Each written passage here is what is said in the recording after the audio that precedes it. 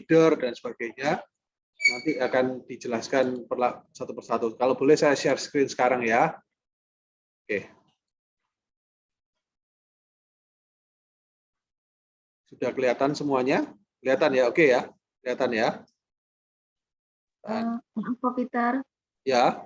Bisa disampaikan pesan yang tadi saya infokan? Oh iya, pesan yang tadi ya. Oke, sorry San. Tapi pikir Santi yang menyampaikan. Oke.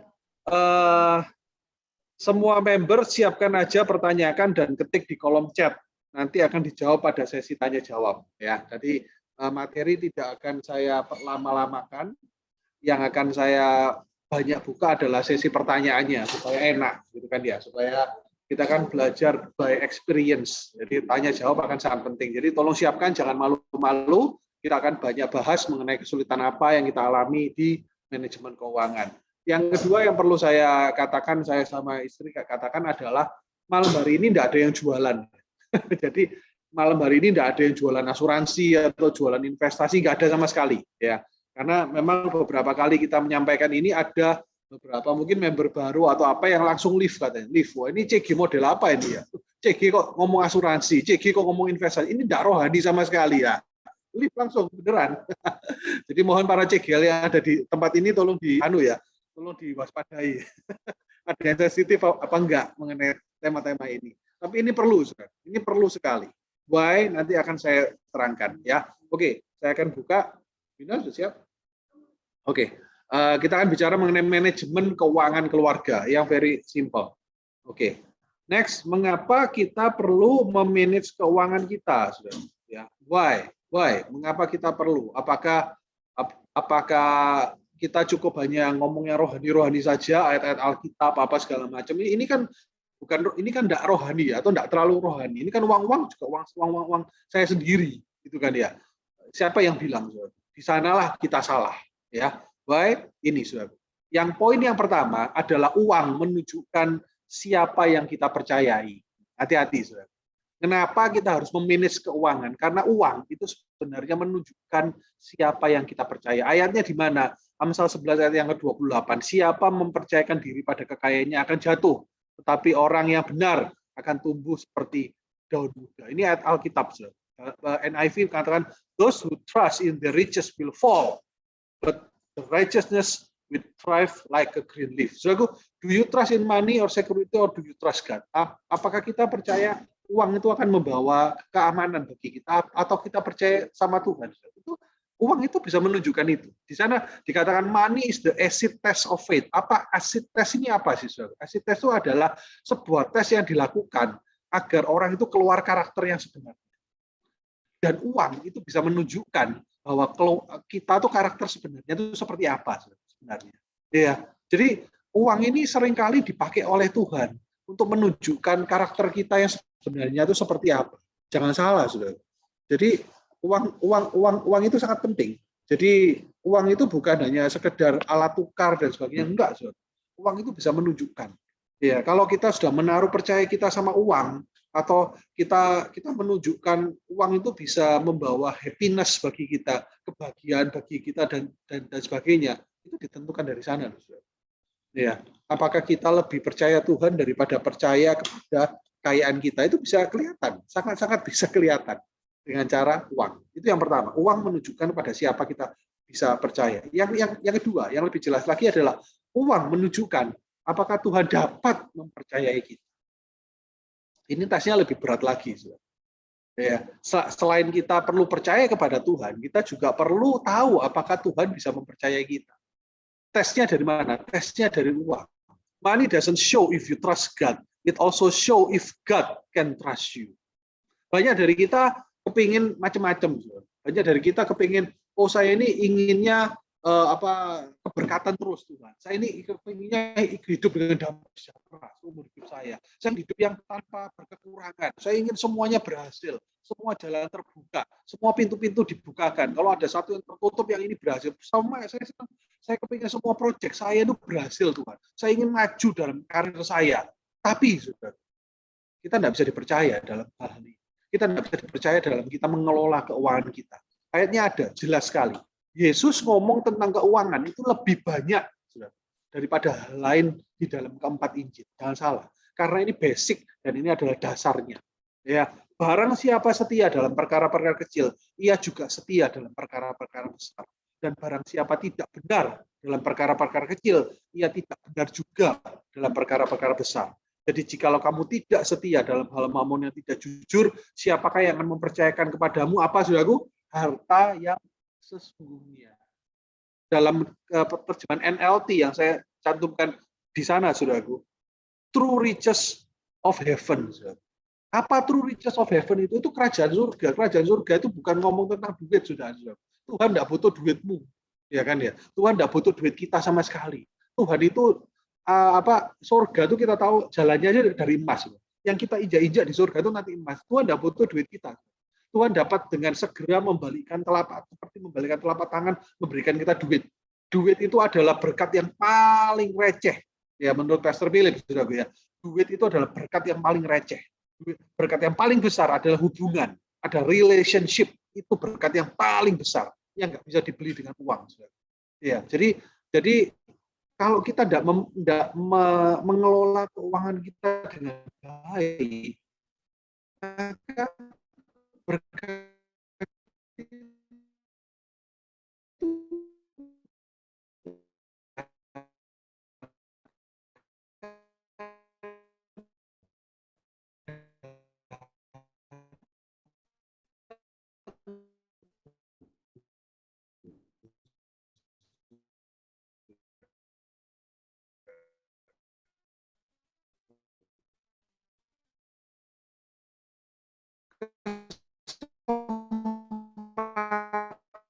tentu tidak akan datang. Lah ini kenapa keuangannya diberikan Tuhan kepada kita? Yakinlah 100% dalam berikan. Ini adalah kunci dari surga. Itu akan datang dalam hidup kita. Baik. Nah ini nanti. Yang berikutnya, saudara, secara jelas dikatakan bagaimana kita memanage keuangan kita. Itu berdampak langsung pada seberapa Allah memberkati hidup. Percaya,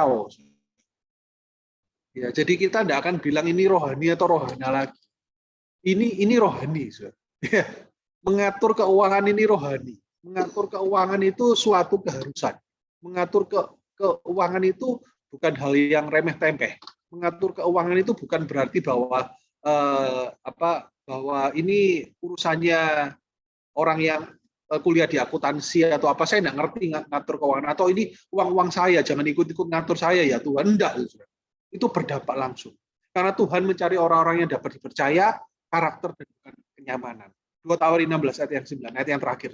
Karena mata Tuhan menjelajah seluruh bumi untuk melimpahkan kekuatannya kepada yang bersungguh hati terhadap Dia. Kalau kita benar dalam mengatur keuangannya dipercaya oleh Tuhan, kalau kita bersungguh hati, benar-benar hati-hati ngatur duitnya Tuhan, maka Tuhan akan melimpahkan kekuatannya, akan melimpahkan berkatnya, akan melimpahkan damai sejahteranya, akan melimpahkan sukacitanya, akan melimpahkan kesempatan-kesempatan baru, akan membukakan pintu-pintu bagi kita yang tidak pernah kita bayangkan. Itu ayat ini, bunyinya seperti itu sebenarnya.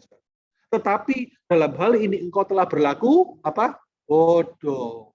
Oleh sebab itu mulai sekarang ini engkau akan mengalami peperangan. Nah, karena kita kadang-kadang bodoh, kita tidak benar ngatur keuangan, kita hutang kiri kanan, pengeluaran kita lebih besar daripada pemasukan kita mengalami perang terus. Tidak pernah ada damai sejahtera di dalam dompet kita. Tidak pernah ada damai sejahtera. Boro-boro mau memberkati orang lain, buat makan aja susah. Benar ya, saudaraku ya. Ini penting. Ini rohani. Ini yang dimaui Tuhan. Bahkan di ayat sebelumnya di dalam Lukas 16 dikatakan anak-anak dunia itu lebih pandai daripada anak-anak orang. Karena anak-anak dunia itu lebih cerdik dalam mengatur gini-gini. Dan orang Kristen, sorry to say, mohon maaf saudara, kalau menyinggung, kadang-kadang tidak peduli sama hal seperti ini. Bilang, oh Tuhan bisa mencukupi semuanya. Terus istilahnya bahasa Rusianya sakarepe dewe, bahasa Spanyolnya sakarepe dewe, ngatur keuangan. Berharap bahwa Tuhan memberkati. Kita spend yang banyak, berharap berkat Tuhan datang. Itu BODOH. Firman Tuhan yang bilang, bukan saya. Firman Tuhan yang bilang. Kita berlaku bodoh. Karena itu kita nggak pernah sejahtera. Kita akan mengalami peperangan terus dalam hal ini. Jangan jatuh dalam hal ini. Ini basic. Ini basic sekali.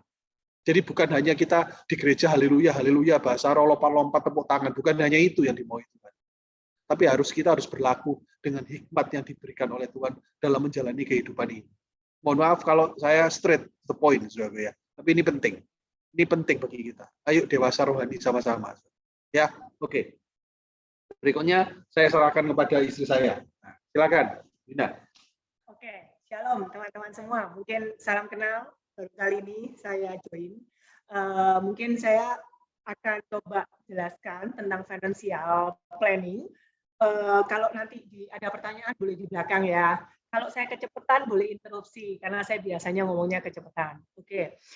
Sebelum saya masuk ke financial planning, mungkin yang harus saya highlight bahwa di sini sebagian besar kita harus berpikir bahwa untuk kita mau melakukan financial planning, jadilah hati sebagai bendahara, teman-teman. Jadilah hati bendahara Tuhan. Pada saat kita menjadi bendahara dalam suatu perusahaan, maka kita akan berusaha mengatur keuangan itu semaksimal mungkin dan bisa dipertanggungjawabkan. Garis besarnya di sana sih sebenarnya. Jadi berapapun uang yang ada dalam perusahaan yang diberikan kepada kita, itu yang harus kita kelola. Nggak bisa kalau seorang bendahara bilang, tambah bos, katanya bos duitnya cuma segitu. Jadi bagaimana kita bisa mengelola apa yang menjadi uang dari yang dipercayakan kepada kita, itu penting ya. Dan ditambah lagi, tidak sebagai bendahara inilah kita juga akan melakukan segala sesuatu dengan tanggung jawab. Kita tidak mungkin menginvestasikan ke hal-hal yang sangat-sangat luar biasa spektakuler tanpa kita tahu apakah kita bisa mempertanggungjawabnya apa tidak. Itu adalah garis besarnya sebenarnya. Jadi percuma nanti kita belajar sampai akhir, tapi kita tidak punya hati sebagai bendahara Tuhan. Selama kita bisa menjadi hati bendahara Tuhan, maka Tuhan akan terus tambahkan itu uang kepada kita. Karena kita hanya menjadi saluran berkat. Gitu ya? Oke. Financial planning. It's not about how much money you earn, but how much money you save. Teman-teman, ini penting. Banyak kali, mungkin pengusaha, mungkin karyawan, seringkali kita bilang, mereka gajinya lebih tinggi dari gaji saya. Mereka omsetnya dan marginnya lebih tinggi dari saya. Jangan salah, teman-teman. Itu tidak penting. Tapi berapa banyak laba dan profit yang bisa kita save setiap bulan, itu penting. Belum tentu gaji mereka lebih besar, pengeluaran mereka lebih kecil dari kita. Bisa ngerti ya, teman-teman? Sometimes seseorang diberi lebih karena dia punya kebutuhan lebih. Dia punya orang tua, dia punya mertua, dia punya anak yang memang harus dibiayai lebih. Jadi kalau saya tidak mau, saya belajar untuk tidak mau melihat orang lain. Karena daripada kita melihat orang lain, kalau kita mau minta gajinya lebih seperti mereka, maukah beban mereka juga kita tanggung. Oke, saya lanjut ya. Di sini adalah kebutuhan yang sebenarnya kita dasar, paling dasar. Mungkin di sini kita sering kali salah, teman-teman. Begitu kita dapat dana, kita langsung bingungnya masuk ini investasi. Jangan, teman-teman. Kebutuhan itu harus dari awal. Ini dari kebutuhan. Ini teori kebutuhan Abraham Maslow aja mengatakan kita baru bisa hidup kalau kita bisa menurutkan ini satu demi satu. Pertama kali bagaimana kebutuhan fisik dan biologis kita terpenuhi. Setelah itu kita sudah punya rasa aman enggak dengan dana yang kita siapkan untuk rasa aman kita. Dan dana kita sudah kita siapkan enggak untuk sosial kita. Persahabatan dengan teman, berbagi dengan teman, berbagi dengan saudara. Kemudian barulah kita masuk ke dalam yang namanya kita harus membeli atau memiliki sesuatu untuk penghargaan. Dan setelah itu baru inilah saya. Gitu kan ya. Banyak kali orang salah, teman-teman. Begitu ada dana, cukup di makanan fisik, fisiologis pas-pasan, langsung beli sesuatu untuk aktualisasi diri. Ambruk, teman-teman. Ini segitiga. Nggak bisa ini di atas. Nggak bisa, sorry. Ini nggak bisa di bawah, ini harus di atas. Jadi penuhi dulu di bawah. Sehingga kita akan jadi kuat. Jadi pada saat, kenapa kita akan bilang, kenapa orang kaya lama itu kuat? Karena mereka kuat dari awal. Mengapa orang kaya baru sering kali drop? Karena mereka begitu masuk di kedua atau ketiga, mereka langsung masuk ke atas dan mereka nggak lama, gitu ya. Yang di sini juga kita bisa lebih detailin. Fisik biologi itu apa sih? Dana pendidikan anak jangan sampai nggak siap. Kebutuhan dasar jangan sampai nggak siap. Nah, orang rumah juga masih bingung. Sudah nggak usah mikir beli saham. Sudah mikir aja bagaimana kita beli namanya kebutuhan papan. Beli rumah adalah kebutuhan papan menurut saya. Karena apa? Saya kerja di bank. Saya merasa rumah adalah kebutuhan papan. bukan kebutuhan investasi. Lain kalau teman-teman sudah punya rumah satu, beli rumah lagi, berarti dia akan masuk ke dalam properti yang di atas. Noted ya teman-teman. Jadi ini perlu ya, dana pendidikan, dana pensiun, dana darurat, proteksi keluarga, dan kebutuhan dasar harus fulfill dulu. Setelah itu baru kita masuk ke tabungan dan deposito. Jangan sampai di uang kita nggak punya tabungan. Tabungannya 5 juta atau mungkin 1 juta. Tapi sahamnya semua. Teman-teman, nanti kalau butuh, terus teman-teman jual saham, yang pasti, saya juga pernah ngalamin, yang pasti rugi jualnya. Lah orang saham itu jangka panjang kok. Gitu ya, apalagi yang spekulasi ya teman-teman ya. Jadi jangan ikut-ikutan sama teman-teman yang bilang, aduh ini dapat omset loh 20%, nanti saya bisa jelaskan kenapa dia bisa kasih 20% dan kenapa dia tutup saat itu. Gitu ya. Oke, di sini sudah ya slide-nya, saya lanjut ya. Di sini, ini adalah tujuan keuangan yang mungkin simple, sebenarnya teman-teman juga sudah tahu, cuma saya jelaskan aja. Jadi ini yang sebenarnya harus disiapkan. Di usia 20-30 tahun, mungkin kita harus siapkan pertama cadangan likuiditas. Kedua, kelahiran anak. Kalau mungkin sudah punya anak 2, pilih, nggak usah, sudah cukup, kecuali mau punya anak 3, gitu kan ya. Terus pendidikan dasar anak itu penting. Jadi kita harus siapkan sampai anak itu kuliah. Teman-teman, kan masa depan ada di tangan Tuhan, betul. Kita mempersiapkan, kita diberi hikmat untuk mempersiapkannya. Tapi percayalah, pada saat kita sudah mempersiapkannya, uang itu tidak digunakan karena Tuhan akan mencukupkan. Jadi kalau sebagai seorang bendahara kita ngalamin, kita cuma bilang Tuhan, aku siap loh sudah Tuhan. Tapi Tuhan akhirnya bilang apa? Tenang Win, semua beasiswa, uang tidak terpakai loh teman-teman. Tapi Tuhan mau lihat, kamu siapkan. Karena itu anak yang dititipkan ke kamu. Tuhan pasti siapkan, tapi kita harus punya tanggung jawab. Ya, jadi nggak ada bilang katanya anak titipan Tuhan, kan Tuhan yang harus cukupin, nggak bisa. Tuhan pasti cukupin, tapi bagaimana reaksi kita? Ini hubungan dua belah pihak. Yang ketiga adalah kepemilikan kendaraan ataupun mungkin kepemilikan rumah, itu penting. Karena teman-teman kita tahu kalau kita beli rumah langsung breng, mungkin kalau kebetulan kita dapat anugerah, dapat berkat besar langsung beli rumah tunai, oke. Tapi mungkin kalau saya sebagai karyawan dari dulu saya beli rumahnya KPR, kalau saya beli rumah KPR umur 45 kan saya menggas-menggos ya teman-teman ya, karena kan umurnya cuma sampai 55. Jadi 20 tahun, 30 tahun mulai beli rumah. Kalau anaknya sudah 20 tahun suruh beli rumah sekarang. Gitu ya. Usia 31 40 tahun kita harus mempersiapkan yang namanya pendidikan tinggi anak, dan juga jangan lupa siapkan perencanaan pensiun. Karena jangan salah, mungkin baik wira swasta maupun karyawan, maksimal kita bekerja dengan maksimal itu sampai 55 teman-teman. Karena umur kita pun nggak pernah bohong. Kekuatan kita juga nggak bohong. Kalau saya umur 30, dan saya bisnis trip kemanapun aman. Saya umur 40 baru bisnis trip ke Surabaya sama Bali aja saya sudah diinfus. Nah itu salah satu yang saya mau cerita, bahwa ya kita harus persiapkan bagaimana kita bisa mempersiapkan uang kita dari sekarang ini untuk sampai kita 55 sampai 80 tahun, mau hidup sampai 80 kan? Ayo kita siapkan dari sekarang. Nabungnya sekarang.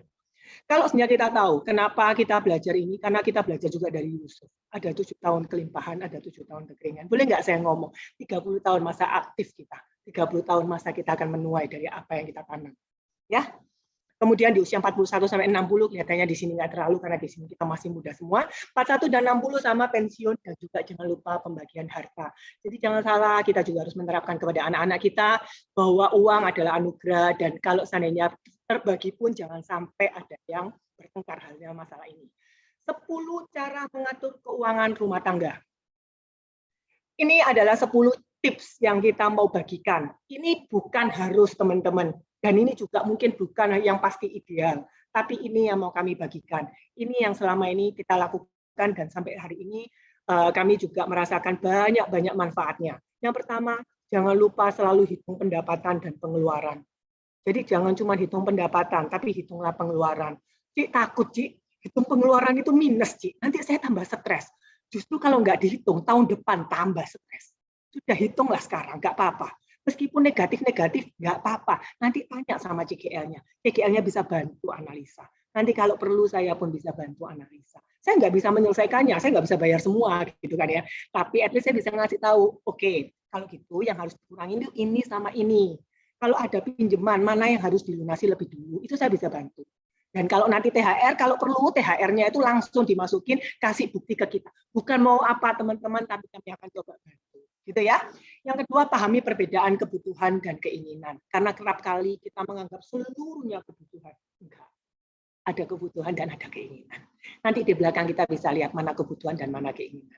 Yang tiga, buat daftar prioritas bulanan. Jadi jangan semua digeber seperti tadi, semua kebutuhan enggak. Pilih mana dulu. Lakukan evaluasi cicilan dan biaya rumah, ini penting.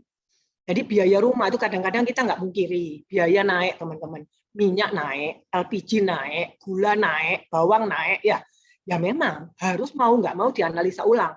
Loh, terus gimana, Cik? Ya harus ada yang dikurangi. Loh, Cik, berarti gajinya harus naik. Kita nggak bisa ngatur bos kita ataupun konsumen kita untuk beli lebih banyak. Tapi kita bisa mengatur mana yang harus bisa kita ketapin. Salah satunya mungkin kalau yang bisa dilakukan yang paling simpel, kurangi makan di luar. Gitu ya. Itu salah satu contoh. Yang kelima, kurangi kebiasaan makan di luar dan pesan online. Memang kalau seandainya mungkin lagi kepingin, it's okay pesan online, apalagi ada diskon gitu kan ya, lebih murah daripada saya masak sendiri, it's okay. Tapi coba diatur aja ya baiknya gimana. Pilih pakai data. Pakai data itu juga harus dipilih loh teman-teman. Loh, bukan saya suruh ganti nomor setiap bulan gitu kan, ada ganti nomor itu lebih hemat.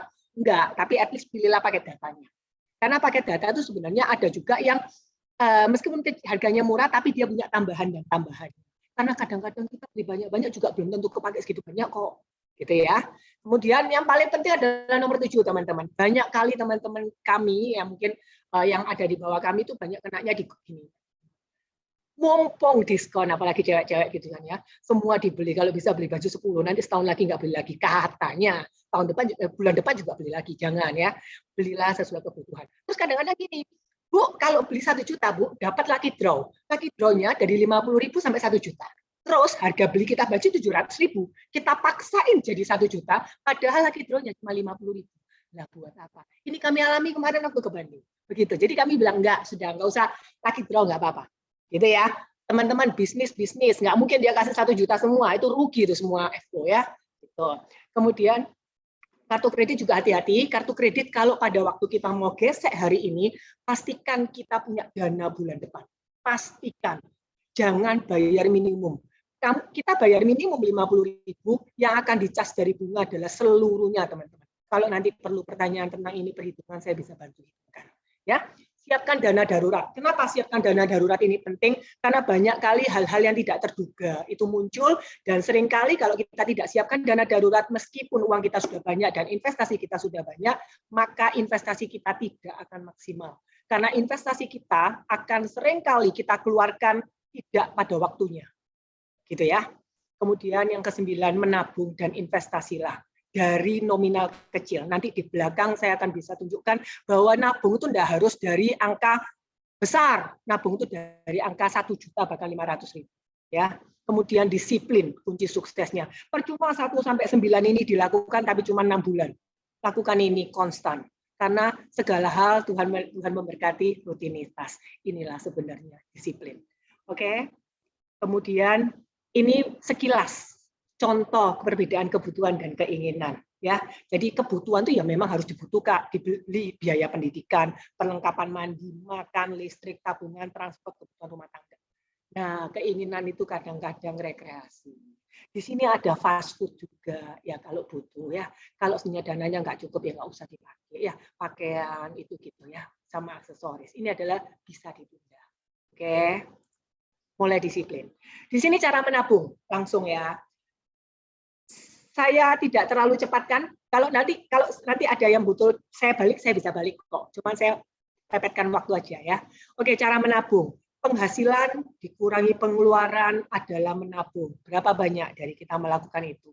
Kami pun melakukan itu dari dulu. Tapi kami pikir ini yang ditabung nggak ada. Soalnya tiap bulan juga nggak ada sisa.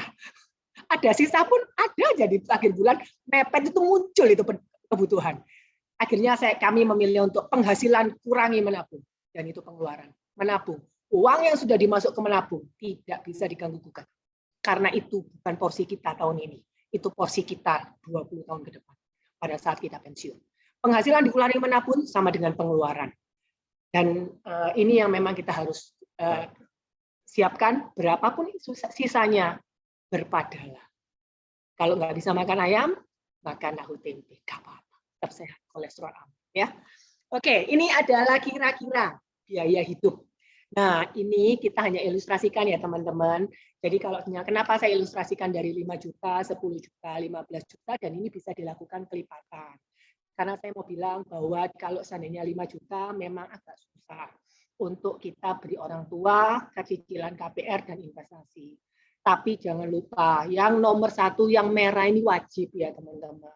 Persepuluhan ini bukan hak kita, kasihkan kepada Tuhan. Meskipun kamu kadang-kadang kita bilang, sebenarnya saya nggak kasih sama Tuhan, Tuhan itu harusnya ngerti loh. Saya nggak cukup loh, gitu ya.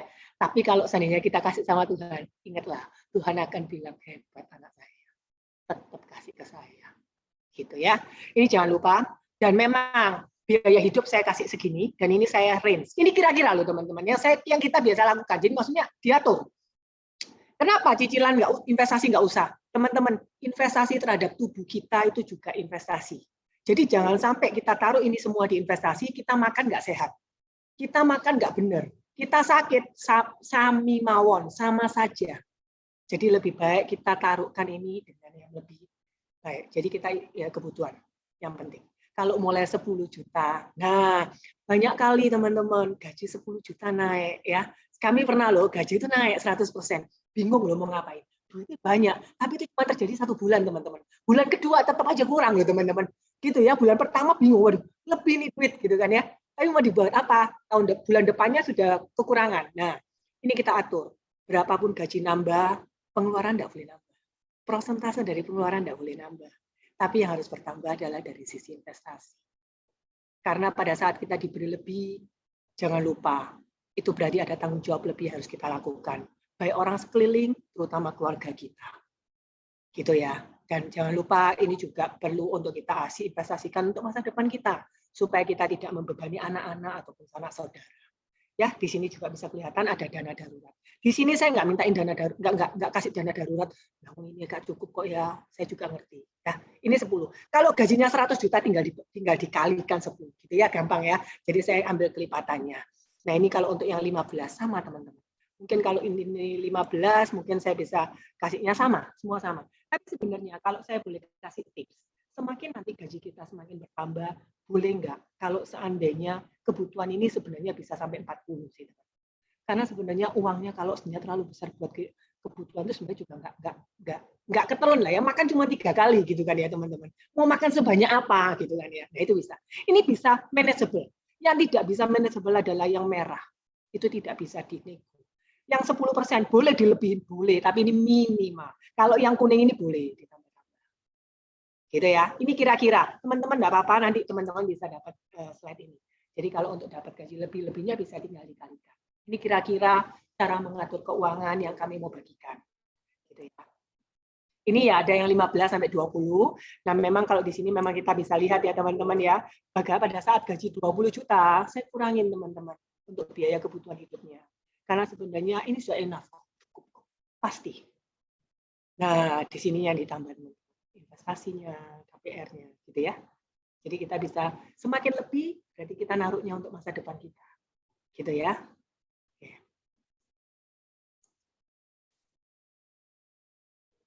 Nah, ini adalah salah satu yang saya mau sharing kepada teman-teman, karena banyak kali dari teman-teman kita bertanya, Wina, saya perlu nggak ya KPR? KPR tuh setiap kali saya mau KPR, bunga KPR tuh gede banget loh. Sayang, gitu kan. Ini adalah ilustrasi KPR. Ini yang saya copy dan saya langsung taruh di sini. Jadi memang pada saat kita mau beli rumah 800 juta, kita akan melihat bunganya aja 265 juta. Ini hati ini nggak senang. Ini ya saya bayar cicilan, sama saya bayar bunga sama, Bo. Gitu kan. Tapi kita harus pertimbangkan. Ini jangka waktu 10 tahun. Ya, 10 tahun ya, betul ya, 120. Ya, betul, 10 tahun. Apakah teman-teman menjamin rumah yang kita mau beli 800 juta, 10 tahun lagi harganya masih 800 juta? Itu aja sih. Dan saya yakin kalau 10 tahun lagi nggak usah sampai jadi 1,6. 1 M aja pasti ada. Jadi minimal kita sudah punya rumah. Gitu ya, teman-teman. Selain itu, ketenangan hati kita juga lebih tenang. Ya, karena ini adalah penting. Nggak usah mikir investasi dulu. Rumah adalah investasi. Ya. Ini adalah salah satu kira-kira.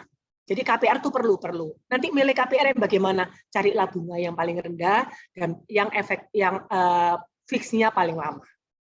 Ya, jadi kalau seandainya ada bank yang kasih fix 3 tahun 2%, 4 tahun 3%, 5 tahun 5% seandainya. Saya boleh saran ambillah yang 5 tahun. Karena semakin panjang semakin bagus. Karena ini bisnis teman-teman. Karena pada saat yang 2% 3 tahun, di tahun keempat teman-teman akan punya bunga efektif dan itu bisa tinggi. Ya. Nanti kalau ada pertanyaan lebih lanjut juga boleh. Nah, ini kenapa kita bicarakan tadi, karena kita percuma kita mau bilang investasi kalau seandainya kita tidak punya dananya. Kendala terbesar dalam berinvestasi bila kita nggak punya dananya. Makanya tadi kami jelaskan rinci. Sebenarnya kalau dari kami biasanya ini kami buat 2 sesi, tapi khusus untuk teman-teman kami buatkan 1 sesi supaya langsung. Kenapa saya buatkan 2 sesi? Karena saya buatkan 1 sesi, 6 bulan kemudian saya akan muncul dan saya akan tagih dananya sudah disiapkan berapa. Yuk kita berinvestasi. Gitu. Nah, ini kita mau lanjut. Investasi. Investasi adalah menyisihkan dana untuk ditempatkan pada aset-aset yang diharapkan akan mengalami pertumbuhan nilai yield yang lebih menarik di masa yang akan datang. Kenapa sih harus kayak begini, Ci? Taruh di tabungan aja gimana? Tidak bisa. Ini adalah faktor, ini adalah bukti. Kalau kita taruh di tabungan dana kita tanpa kita investasikan, dari tahun 85, teh botol sosro itu cuma 200. Kita tahu saat ini 6.000. Kita tahu tahun dalam kota 500. Sekarang 10.000. Sekarang aja sudah naik lagi kemarin. Gitu kan ya? Mobil tahun 90 harganya 30. Sekarang sudah 350 jutaan. Jadi ini yang membuat kita harus berinvestasi untuk masa depan. Dan berinvestasi ini dari tahun 85 sampai 2020. Bukan tahun 85, tahun 90 dikeluarin. Jadi itu namanya nggak investasi. Karena apa? Nilainya sama. Nggak berubah. Karena kita mau mengandalkan ini karena investasi kita selama berapa puluh tahun. Gitu ya. Nah, jenis-jenis aset. Teman-teman akan bingung. Mau investasinya di mana? Gitu kan ya. Saya jelaskan gambaran besarnya aja. Kalau detail mungkin nanti di belakang ya. Pertama, aset itu ada 2 aset pasti, fisik, properti sama emas. Properti itu yang kita tadi bicarakan, belilah rumah. Investasi rumah. Ada anak teman-teman kita, ada nasabah saya, kami pun sukanya investasi properti karena wujudnya ada. Gitu kan ya. Jadi beli rumah, sudah lunas, beli rumah lagi, sudah lunas, beli rumah lagi, oke. Emas juga boleh, tapi hati-hati. Kalau properti tidak liquid. Pada saat anak-anak kita sudah mulai menanjak di usia SMA dan kuliah, sehingga kita harus mempersiapkan uang mereka, kita juga harus membagi dana kita, jangan semua di aset fisik yang tidak liquid. Taruhlah dia yang lebih liquid. Itu maksudnya. Emas liquid, teman-teman. Nah, emas ini sebenarnya sama dengan dolar. Harga emas per troy ounce itu sama dari tahun ke tahun sebenarnya. Nggak terlalu naiknya nggak terlalu beda. Yang membuat dia berbeda luar biasa adalah pada saat dolar dari 2.000 menjadi 13.000. Sehingga menyimpan emas juga boleh menjadi alternatif, menyimpan US dollar atau kurs mata uang asing juga merupakan salah satu alternatif. Ini adalah aset fisik yang kita bisa lihat. Mungkin yang menjadi kendala ini kalau emas, taruhnya di mana? Karena kita tahu SDB sekarang juga rada susah. Tapi kalau selama SDB-nya masih cukup, mau beli emas, it's okay, nggak apa-apa. Ya, atau US dollar atau mata uang asing lebih bisa disimpan di tabungan bank ya. Kemudian ini ada aset finansial. Aset finansial itu ada obligasi, saham dan juga reksadana. Obligasi ini apa? Obligasi ini adalah surat hutang negara. Jadi seperti mungkin teman-teman pasti ingat yang namanya ORI, Obligasi Republik Indonesia, Sukuk, Fixed Rate, Indon. Jadi di sini ada beberapa hal. Jadi nanti ini kalau belinya di mana, Ci? Tanya aja di bank. Pak, saya mau beli obligasi pemerintah yang paling aman. ORI adanya yang mana?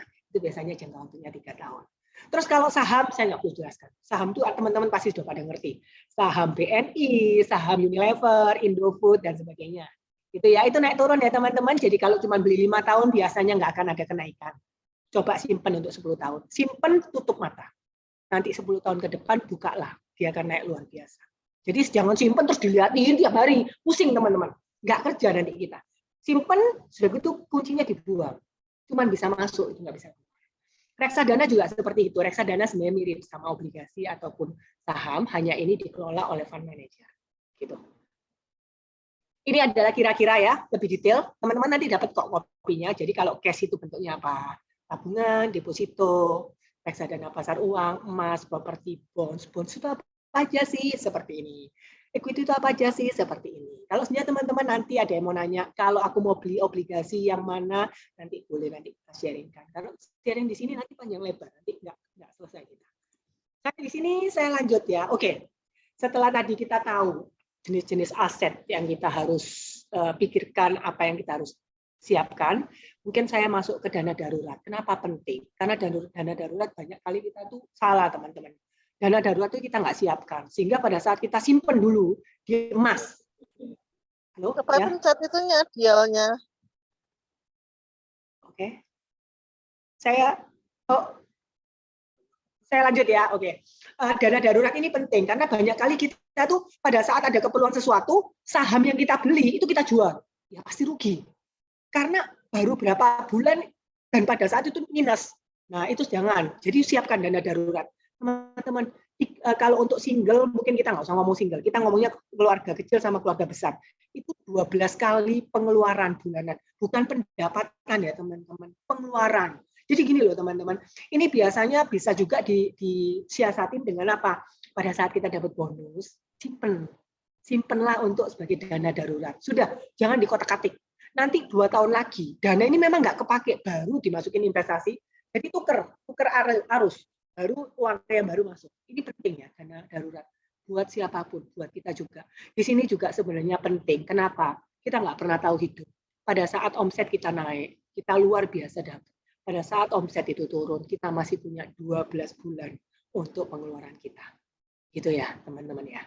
Dan ini bisa dibuat untuk apa? Jobless, car repair, medical emergency, dan home fix. Jadi kalau renovasi rumah, gitu kan ya. Renovasi rumah kadang-kadang muncul tiba-tiba. Biasanya ini kalau biaya-biaya kayak begini itu muncul pada saat uang kita pas-pasan, teman-teman. Kalau uang kita lagi banyak, nggak muncul ini. Benar, ini sama-sama. Kalau saya ngalamin ya, mungkin teman-teman juga pasti ngalamin juga kayak begitu. Sama medical emergency, kalau seandainya teman-teman ada dana lebih, masuklah dalam asuransi, baik itu yang tradisional atau unit link, terserah. Ya. Oke, dana pendidikan itu juga penting. Ini adalah salah satu ilustrasi bahwa biaya kuliah akuntansi di tahun 2020 170 juta, kita memprediksi di 15 tahun kemudian ada 471, tapi kalau dan di sini kita juga bisa investasikan ke beberapa tempat ya, ada deposito, ada bonds, itu obligasi, dan saham. Jadi semakin tinggi return, hati-hati, semakin tinggi risiko. Gitu ya. Nah, mungkin kalau dana pendidikan sama dana persiapan hari tua, saya boleh ganti slide dulu ya teman-teman. Langsung saya bukakan satu link yang lebih gampang, jadi teman-teman bisa langsung buka di Google dan bisa ketik, gitu ya. Saya stop share dulu. Saya ganti ini share screen saya. Oke. Nah, ini mungkin. Oke, ini dana pendidikan dulu teman-teman.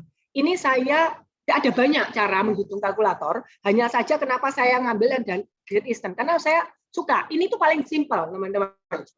Saya nggak jualan, saya gini murni, boleh tanya sama Ko Eli. Boleh tanya sama coach teman-teman, saya hanya cuma mikir hitungannya paling gampang. Jadi mau nyimpennya bagi berapa.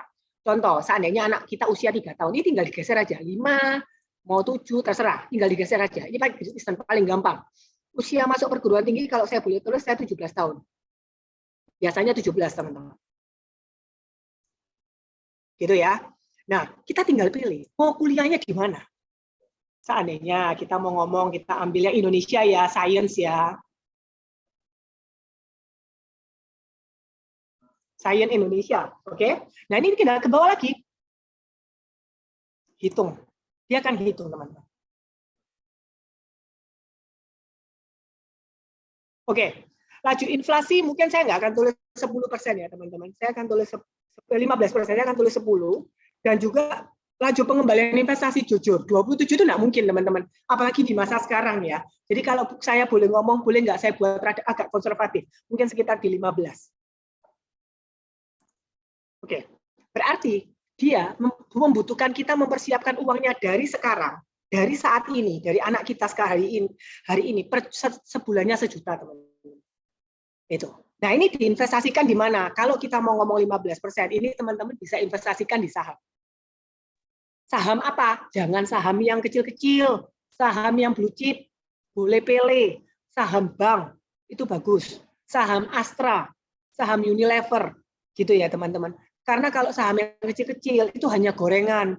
Pada saat itu bandarnya itu sudah tidak goreng, ya kita nggak bakal dapat ini uang untuk uang kuliah. Ya, namanya juga untuk investasi anak-anak kita, taruhlah di tempat-tempat yang kita pastikan aman. Bahkan biasanya kita sebelum membeli saham-saham yang penting ini, kita akan baca laporan keuangan 2 tahun terakhir. Dan kita juga akan lihat bagaimana kepengurusan dan kepemilikan saham mereka. Gitu. Kenapa Unilever turun? Saya tahu. Karena pemegang sahamnya ada yang ganti. Itu sampai kapan? Sampai 2 tahun lagi mungkin baru akan picking up.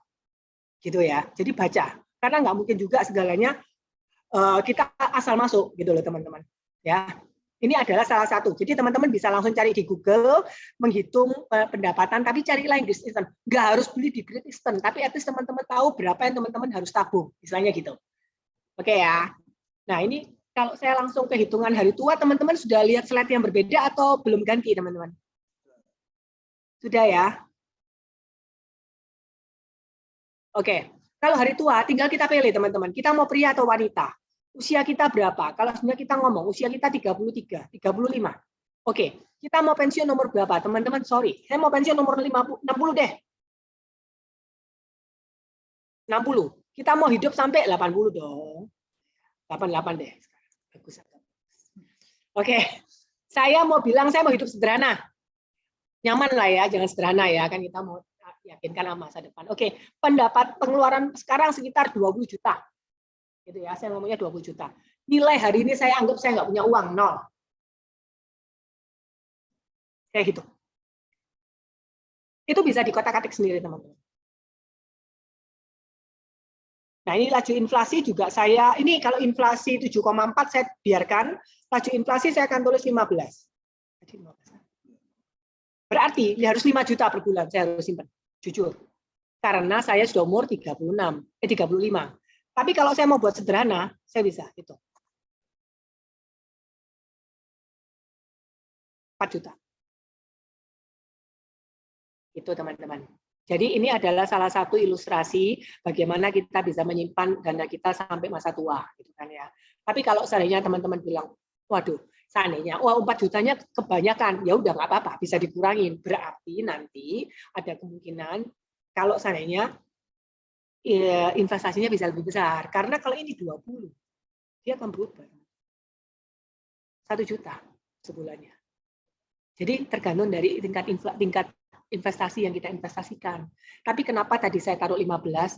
Lebih baik saya ngomong konservatifnya daripada saya ngomong muluk-muluk. Akhirnya nanti masa tua katanya Cing Bina kemarin itu investasi segini bisa segitu kan saya repot gitu ya. Gitu. Ini hanya ilustrasi. Jadi kalau ini juga bisa gampang, tinggal cari hitung biaya hari tua dengan kalkulator dan cari yang Great Eastern paling gampang karena yang lain banyak tapi ini yang paling gampang gitu ya teman-teman ya. Oke ya. Saya boleh balik lagi ke siaran awal ya.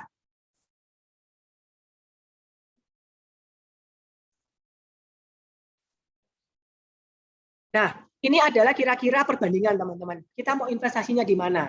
Ini adalah perbandingan kalau sebenarnya deposito 2,6% ya saat ini. Obligasi retail itu 4,7, fixed rate. Fixed rate itu sama dengan obligasi. Cuman jangka waktunya dia lebih panjang dan bisa dimiliki oleh perusahaan. Dan biasanya jangka waktunya bisa sampai 30 sampai 50 tahun. Tapi jangan salah. Dengan return yang lebih besar, biasanya risiko juga lebih besar ya. Jadi jangan salah kalau tiba-tiba nanti dia turun lebih dalam, kita deg-degan. Jangan. Kalau memang kita fix masuk di sini pada saat dia turun, selama itu belum masa kita ambil, ya udah tenang aja. Ada reksadana fixed income dan reksadana saham. Reksadana saham ini yang masuk ke dalam saham tapi diinvestasikan oleh fund house. Nah, ini di sini adalah deposito 50 juta. Jadi kalau kita lihat obligasi, kalau di RFR, kalau di fixed income dan saham uangnya beda ya jadinya ya. Nah, demikian juga dengan 100 juta. Pengembaliannya beda. Ini adalah kalau 500 juta, ini juga dengan 1 M. loh ini kan langsung ada 50 gitu kan ya. Nggak apa-apa, kita bisa ngambil. Ini adalah yang berkala, teman-teman. Jadi kalau saya sarankan mungkin daripada awal adalah pakai layang ini. Ini adalah risk profile. Jadi sebelum kita berinvestasi apapun, coba lihat diri kita masing-masing, bagaimana kita bisa menghadapi risiko. Kalau seandainya uang kita tiba-tiba turun 15%, kita stres enggak? Kalau kita stres, berarti taruhlah di dalam aset-aset yang lebih aman. Mungkin taruh di aset emas, itu mungkin lebih bagus. Enggak apa-apa, meskipun return-nya tidak terlalu tinggi, tapi hati kita tenang. Tapi kalau buat teman-teman yang punya hati yang siap menerima risiko, atau yang disebut sebagai agresif biasanya, itu boleh taruh di saham. Gitu ya. Nah, ini kita biasanya mulailah dengan 1 juta dan taruhlah dengan investasi berkala. Bagaimana caranya? Kalau mau beli saham langsung, tinggal download aplikasi saham, tinggal setiap tanggal berapa belilah saham tersebut. 1 juta, 1 juta. Uci, kadang-kadang kalau harganya yang sudah mahal itu nggak bisa lo belinya 1 juta. Gitu kan ya. Nah, biasanya memang kita bisa tabung dulu 5 bulan, tapi di setiap 5 bulan kita klik untuk beli. Dan tanggalnya juga tetapin, teman-teman. Jadi jangan gini, tunggu aja ya. Nanti tunggu kalau indeksnya turun atau harganya turun. Nanti biasanya pada saat kita nunggu harganya turun, kagak turun-turun itu. Jadi tetapkan tanggal 5 saya harus beli. Ya udah, berapapun harganya belilah. Demikian juga kalau seandainya mungkin masuk ke reksadana. Kalau masuk di reksadana atau beli obligasi, bisa kalau di obligasi ori itu bisa belinya dari 1 juta rupiah kok sebenarnya. Jadi daripada taruh di deposito. Dan itu bisa ngomong sama banknya, saya mau bulanan. Jadi setiap bulan tanggal segini dia akan debit rekening kita. Itu paling tenang, teman-teman. Jadi kita nggak akan lihat uang itu di debit. Jadi kita tenang, pokoknya dapatnya kita 5 tahun ke depan kita sudah punya uang aja. Gitu ya. Jadi kalau tanya-tanya tentang saham atau apapun, pergilah ke bank. Kenapa? Karena bank adalah satu-satunya financial company yang dipercaya oleh Bank Indonesia dan oleh negara ini. Jadi kalau untuk yang kecil yang lain-lain, yang kita nggak tahu, tolong diselidiki lebih detail. Jangan sampai kita menaruh uang masa depan kita ke tempat-tempat yang kita nggak tahu. Dan akhirnya disuspend, ditutup, sayang teman-teman. Ya, meskipun kita tahu returnnya tidak terlalu tinggi, nggak apa-apa. Alon-alon asal kelakon. Ya, oke. Itu adalah slide terakhir kami. Kami cuma bilang sukses bukanlah langkah besar di masa depan, tapi sukses adalah langkah kecil, kedisiplinan, dan juga ketenangan hati pada saat kita mengelola keuangan yang sudah dipercayakan kepada kita. Mungkin saya stop sharing. Ini sedikit sharing dari kita. Mungkin dari teman-teman ada yang mau bertanya atau saya kembalikan kepada moderator. Oke, jadi clear ya, bahwa why kita harus menata keuangan kita sedemikian rupa. Saya lihat mungkin ada wajah-wajah yang udah ngantuk atau kepalanya udah ngebul kali, rasanya waduh malam-malam harus mikir angka-angka gitu ya. Tapi ini penting, karena apa? Ini bukan uang kita, sekali lagi. Ini uangnya Tuhan. Karena uangnya Tuhan, kita harus berpikir keras, kita harus belajar yang baik, ya kan ya. Bagaimana kita mengelola uang yang bukan punya kita. Kita dipercaya sama Tuhan uang, ya kita harus mengelola dengan baik dong. Kalau misalnya Tuhan lihat kamu mengelolanya tidak baik, ya tak ambil kembali. Nah itu terjadi, jangan salah, ya kan ya. Kalau memang Tuhan nggak mau kita masukkan ke yang model-model robot-robot atau yang gimana ya, jangan dimasukkan. Terjadi kan, hilang semua kan, bohongan semua kan. Banyak orang-orang yang melakukan itu dengan dasar wah ini berkat Tuhan. Bukan, itu greed itu. Itu rakus kita. Hati kita tamak. Ya hilang, terbukti kan bahwa itu semua gak ada yang benar gitu loh. Sempat tergoda, banyak, teman-teman tuh returnnya 20%, loh. Tuhan bilang aku nggak mau kau masukin ke 20%, kau mau apa? Iya kan? Itu kita harus sadar, hati-hati seperti ini. Ya, oke. Silakan untuk pertanyaan ya. Silakan. Ya kok, ini saya bisa bacakan. Siap. Dari Silakan, CG04, investasi ya. seperti apa yang memberi untung lumayan tapi diberkati Tuhan, dalam arti tidak menipu atau merugikan orang lain. Itu dulu kok. Investasi seperti apa? Tadi udah dijelaskan. Ya, yang sebenarnya adalah investasi yang pertama adalah sebelum berinvestasi kita mesti tahu tujuannya. Tujuannya itu jangka panjang, sekali lagi. Bukan untuk kaya mendadak. Bukan untuk short term, langsung hari ini beli, besok untung. Salah. Kalau motivasinya sudah di sana, berarti sudah salah.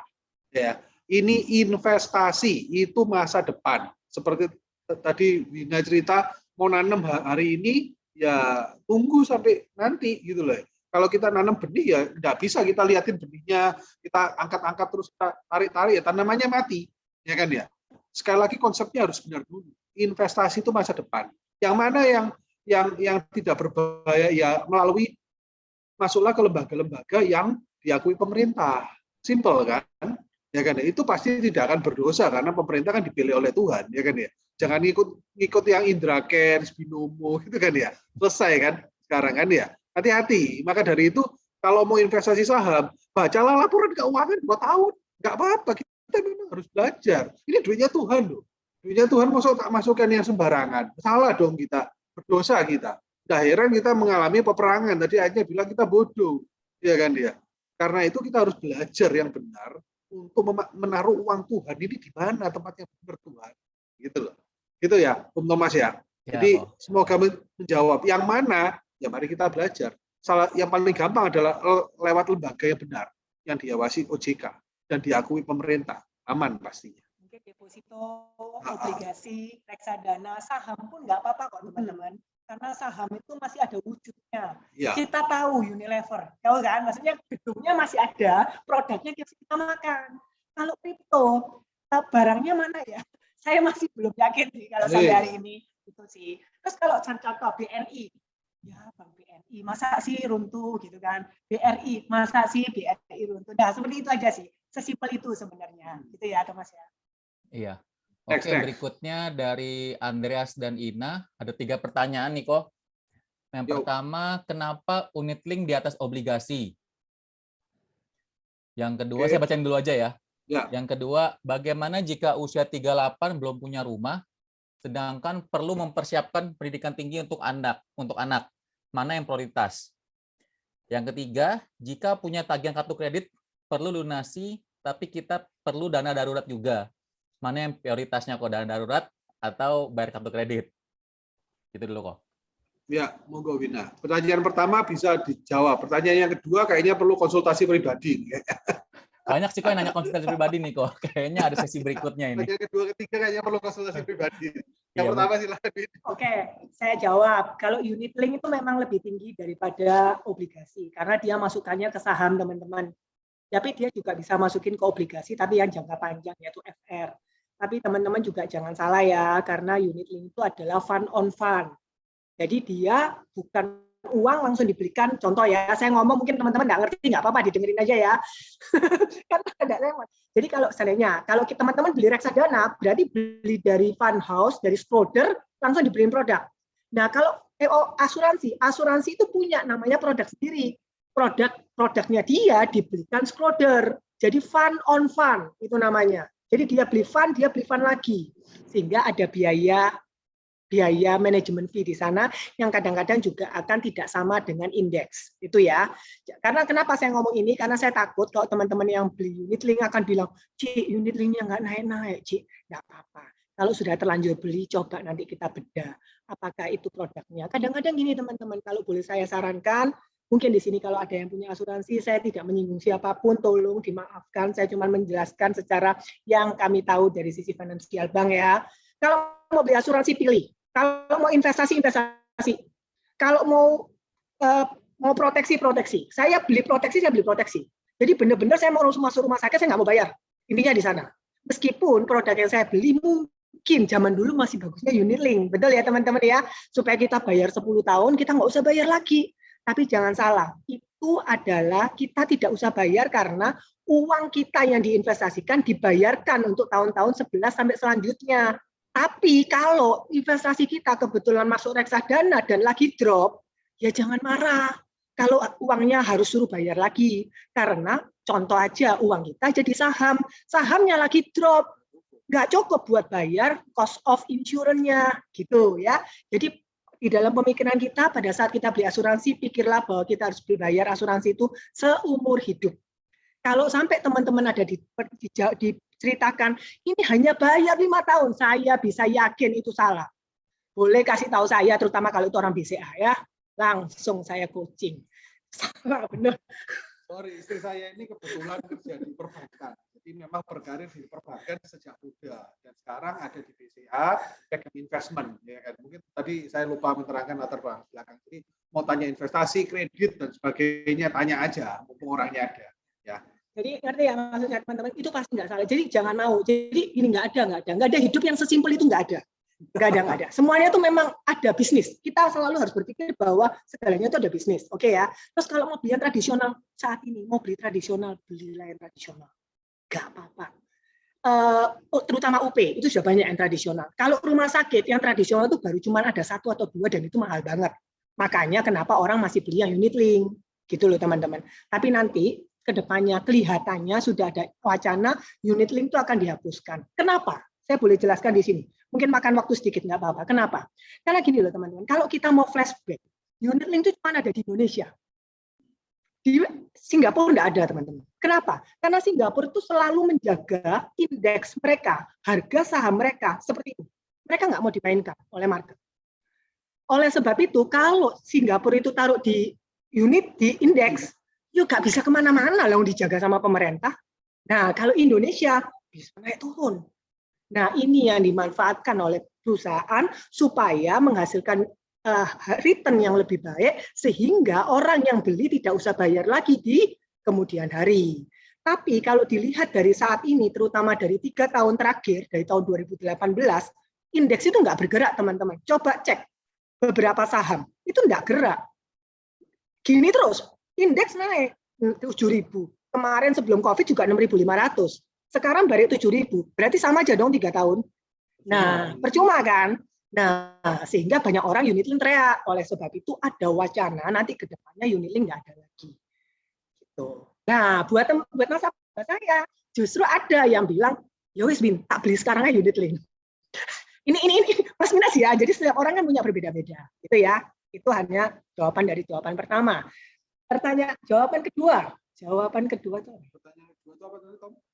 apa Thomas? Pertanyaan kedua Thomas. Bagaimana jika usia 38 tahun belum punya rumah, sedangkan perlu mempersiapkan pendidikan tinggi untuk anak? Mana yang lebih prioritas?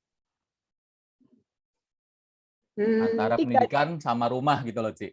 Ya, jadi menurut saya nggak apa-apa. Yang penting lebih baik terlambat daripada nggak berpikir sama sekali gitu kan ya teman-teman. Kalau menurut saya nggak apa-apa, coba tengok-tengok rumah. Cuman mungkin ekspektasi rumahnya jangan terlalu tinggi supaya kita bisa membagi dana yang kita sudah punya sekarang untuk bisa punya rumah dengan cicilan yang lebih panjang. Karena kalau 38 itu masih sampai 55 itu berapa tahun? Masih ada 17. Masih ada 17 tahun. Nah, ini kan lebih murah daripada kalau kita fokus sama pendidikan anak juga. Nanti waktu kita mau beli rumah, malah kita nggak bisa cicil selama ini. Cicilan semakin lama semakin murah kok, teman-teman. Nggak apa-apa. Terus kalau seandainya cicilan semakin lama mungkin terlihat bunganya semakin besar, tapi nggak apa-apa juga, karena semuanya sudah asuransi jiwa. Yang kedua, pendidikan anak juga simpenlah sesuai dengan kemampuan kita. Pada saat kita menyimpan dan mengatur ini, berdiskusi dengan suami istri, dan kita bawa dalam doa, Tuhan tuh pasti tahu kok. Tuhan tuh juga lihat kok kita pada waktu kita ngatur. Tuhan juga pasti turut campur tangan. Tuhan cuma bilang, seringkali kita selalu berusaha untuk berpikir, pada saat kita mengatur ini, Tuhan cuma dari atas cuma bilang, oh, saya cuma kepingin kamu ngatur yang terbaik kok, Wina. Jadi pada saat nanti kalau minta ngambil yang luar biasa hebatnya, Tuhan bilang, loh ngapain kamu nyiapin uang pendidikan segini tinggi, kata Tuhan. Loh, kan anakku harus sekolah tinggi. Loh kata Tuhan, lo atur naik sesuai duitmu. Nanti lebihnya saya tambahin. Atur bagian kita. Tuhan yang akan menyempurnakan, teman-teman. Karena apa? Tuhan itu cuma bilang, sama dengan kemarin waktu sebelum masa-masa robot itu terjadi, kita juga sudah pernah sharing.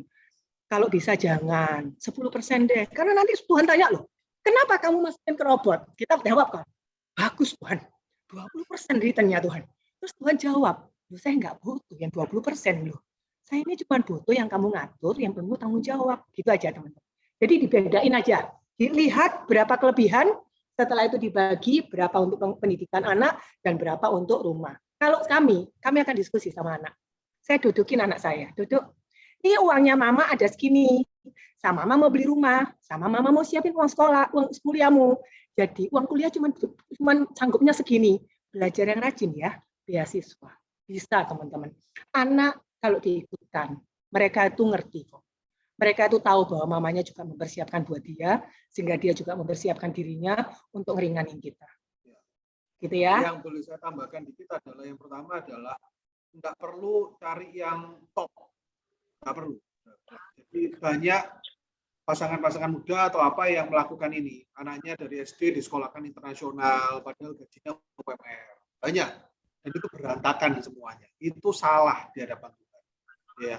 Pernah ada salah satu anggota CG yang untungnya nurut dan mau dinasihati. Ya kan ya. Begitu dia pindahkan anaknya ke sekolah yang lebih murah, langsung jalan terbuka. Tiba-tiba dia dapat pekerjaan, tiba-tiba sekarang karirnya bagus. Loh, itu loh, true riches from heaven itu loh, yang tadi saya bicara. Bahwa kalau kita taat sama Tuhan, itu jalan dibuka. Kalau kita berani mengelola keuangan secara benar, itu jalan dibuka. Ya, itu penting. Jadi nggak perlu, wah, cari sekolah internasional, supaya apa? Supaya anak saya nanti jodohnya bagus. Hati-hati. Banyak orang Kristen yang pikir seperti itu loh.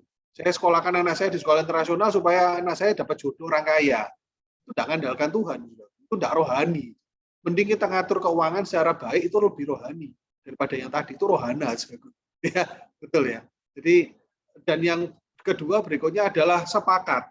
Ini kata pentingnya harus digarisbawahi. Sepakat antara suami istri. Itu nomor satu. Tuhan lihat itu kok. Jadi kalau gaji kita kecil atau apa, Tuhan tidak cukup, kita mau nyicil rumah yang segini saja, asal sepakat. Itu Tuhan berkati. Ya kan? Jadi ketika mau investasi, ketika mau nabung, ketika mau memutuskan apapun, sepakat dulu. Jadi kalau ada apa-apa, nggak saling menyalahkan. Karena yang paling penting itu hubungan suami istri. Hubungan kita berdua ini yang paling penting. Ini yang paling dihargai sama Tuhan. Yang lain itu datang sendiri, nggak usah khawatir. Ya, oke. Lanjut. Pertanyaan yang ketiga, apa tadi? Tadi antara tagihan kartu kredit atau dana darurat kok. Kalau saya kartu kredit beresin dulu. Percuma buat dana darurat. Oke. Kartu kredit benerin dulu, bahkan kartu kredit itu boleh di-list teman-teman.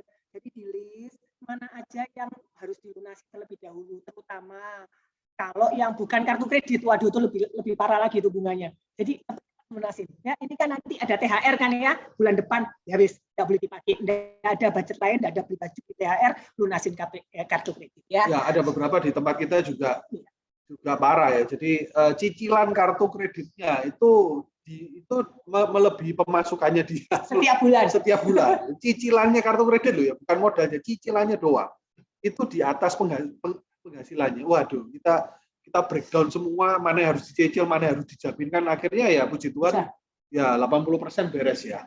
Jadi memang harus diatur. Dan kalau memang ada apa-apa boleh yuk konsultasi bareng-bareng. Privat. Enggak apa-apa. Ya kan kita bantu.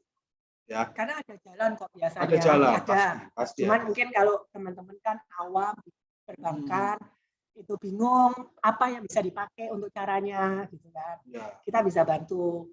Nanti tinggal diatur ya. Next. Oke, ini mungkin beberapa pertanyaan mirip-mirip. Aku coba summarize. Misalnya gini kok, banyak misalnya beberapa yang udah kayak tadi udah terjebak kartu kredit, banyak ini ternyata pendapatan belum ini.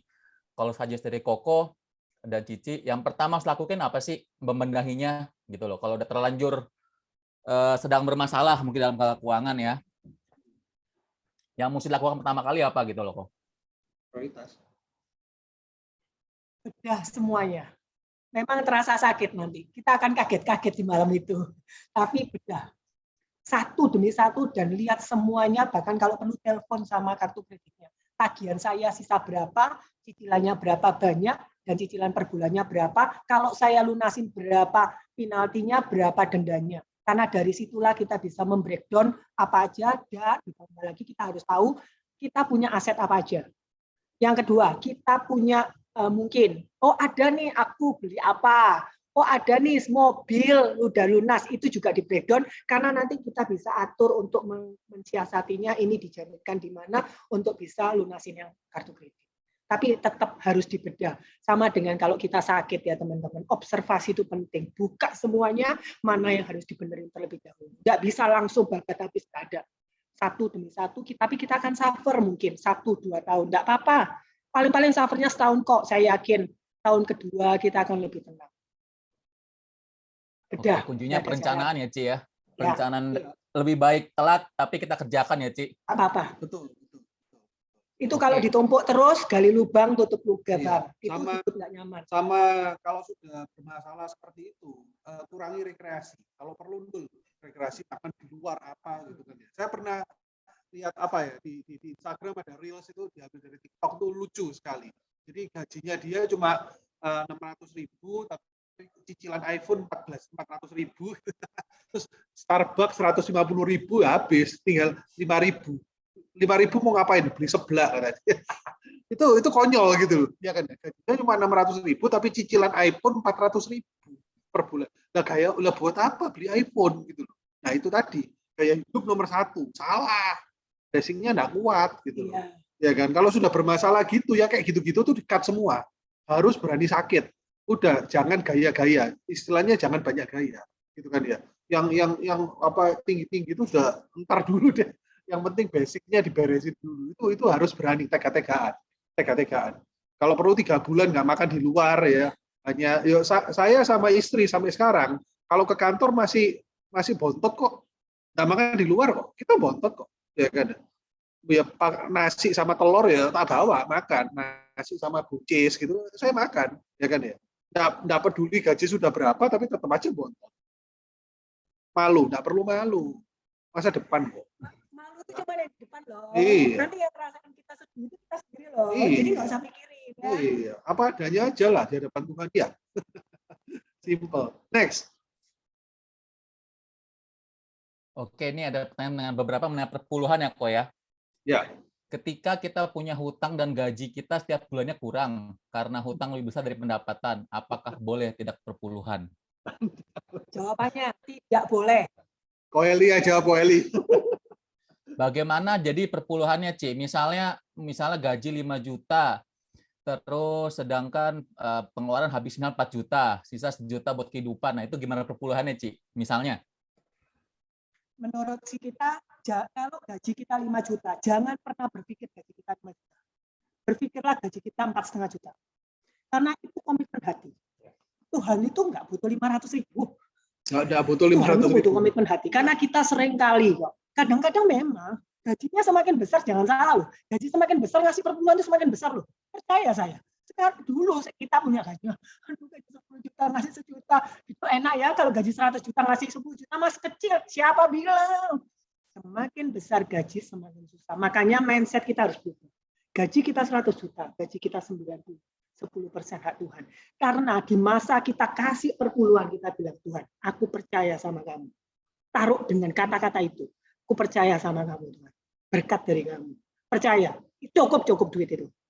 Dan yang utang-utang itu selesai. Cepat. Pasti ada hikmat yang tahu-tahu muncul ya, untuk mengatur keuangan yang salah itu. Kalau kita mau memberikan yang benar. Dan sorry, saya juga pernah ngobrol sama anak baru ya member baru di CG yang baru dari Pro-M ya kan ya mau menikah bilang ini saya diceritain ada perpuluhan bisa dicicil. Nah ini salah loh saudaraku ya, perpuluhan nggak boleh dicicil ya, ini perlu dibenerin. Perpuluhan ya perpuluhan baru dicicil, bulan ini nggak cukup, bulan depan dikumpulin terus akhirnya perpuluhan gitu. Terakhir juga nggak ngasih. Itu ayatnya mana itu ya, saya perlu tahu. Ada itu ya, jadi salah gitu kan. Bukan apa-apa, bukan Tuhan butuh uang kita, enggak, Tuhan enggak butuh uang kita, Tuhan cuma mau lihat komitmen dan hati kita ya. Kita bisa ngomong gini karena kita juga ngalamin kok teman-teman. Sakit. Saat-saat apalagi waktu mertua dan mama kita sakit, semua pengeluaran luar biasa besarnya, kami selalu katakan itu dan kami pegang janji Tuhan. Satu-satunya Tuhan yang mengatakan ujilah aku. Ya. Itu cuma satu ayat di perpuluhan. Test me. Dan itulah yang kami pegang. Tuhan bilang ujilah aku. Kalau aku tidak bisa membukakan tingkap-tingkap langit dan memenuhi kebutuhan dan keinginan. Ya, percaya. Ya, kita kan orang Kristen ya. Percaya. Berarti lebih baik langsung di perpuluhan lu ya, Ci, dari awal ya. Jangan setelah dari awal hitung-hitung sisa baru perpuluhan berat gitu. Langsung aja ya. Betul. Jangan sampai Tuhan ikut disalah-salahin karena kesalahan kita gitu kan. Oh, sorry Tuhan karena utang terus saya enggak kasih perpuluhan. Kan nyalain Tuhan. Salahmu sendiri kok. Kasih Tuhan apa yang menjadi hak Tuhan. Next-nya pasti akan dikasih jalan keluar. Nggak usah khawatir. Oke, ini ada pertanyaan real mengenai perpuluhan. Misalnya tahun 2010 beli rumah 500 juta. Lalu 2021 dijual 1 M. Bagaimana hitungan membayar perpuluhannya? Dari dihitung untung 500 jutanya karena inflasi atau bagaimana kok? Sebenarnya perpuluhan itu dari pendapatan ya, bukan dari, kecuali kalau memang kerjaannya jual beli rumah. Ya kan? Beda. Ini kalau misalnya memang rumahnya dijual terus kemudian dapat margin ya mau kasih buat Tuhan ya enggak ya enggak apa-apa, bebas. Kecuali memang pekerjaan kita adalah jual beli rumah. Ya kan ya? Ya, kita kasih kalau memang pekerjaan kita adalah jual beli rumah, dari margin bersih itu baru kita kasih perpuluhan.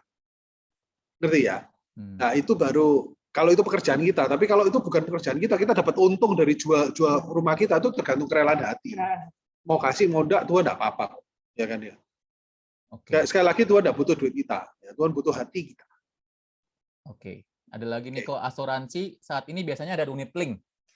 Saat kita butuh dana, nilai tunainya bisa diambil. Bagaimana perhitungan perpuluhannya? Enggak juga ya. Enggak perlu juga. Nggak perlu juga, karena itu bukan pekerjaan kita, itu bukan pendapatan kita, ya kan? Nggak harus gitu. Tapi kalau mau ngasih ya monggo, enggak ya nggak apa-apa kok. Oke.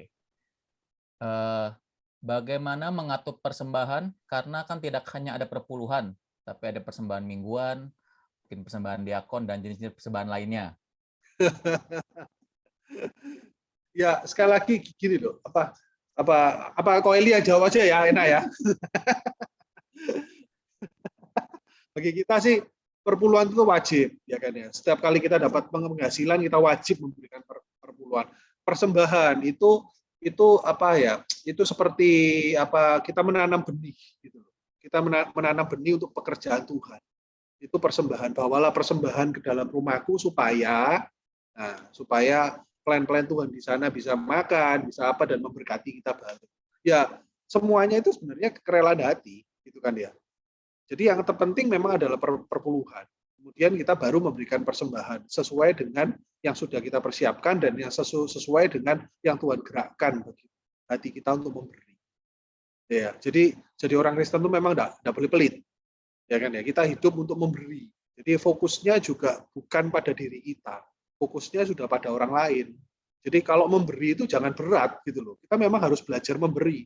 Kenapa banyak ayat Alkitab mengenai keuangan memberi dan sebagainya. Sebenarnya untuk melepaskan hati kita itu dari mamon, sebenarnya adalah itu. Karena satu-satunya yang bisa menyaingi Yesus itu cuma mamon. Beneran. Ya kan? Kamu tidak bisa mengabdi pada dua tuan, yaitu Allah dan mamon. Loh, kok bisa disandingkan? Mamon ini siapa? Mamon ini duit. Ya, cuma itu yang bisa menyaingi. Karena itu Tuhan tidak mau hati kita lekat pada mamon. Karena itu ayat-ayat firman Tuhan selalu bilang beri. Ya kan ya? Karena apa? Lepas ini loh, tidak gampang memang. Harus dilakukan berulang-ulang.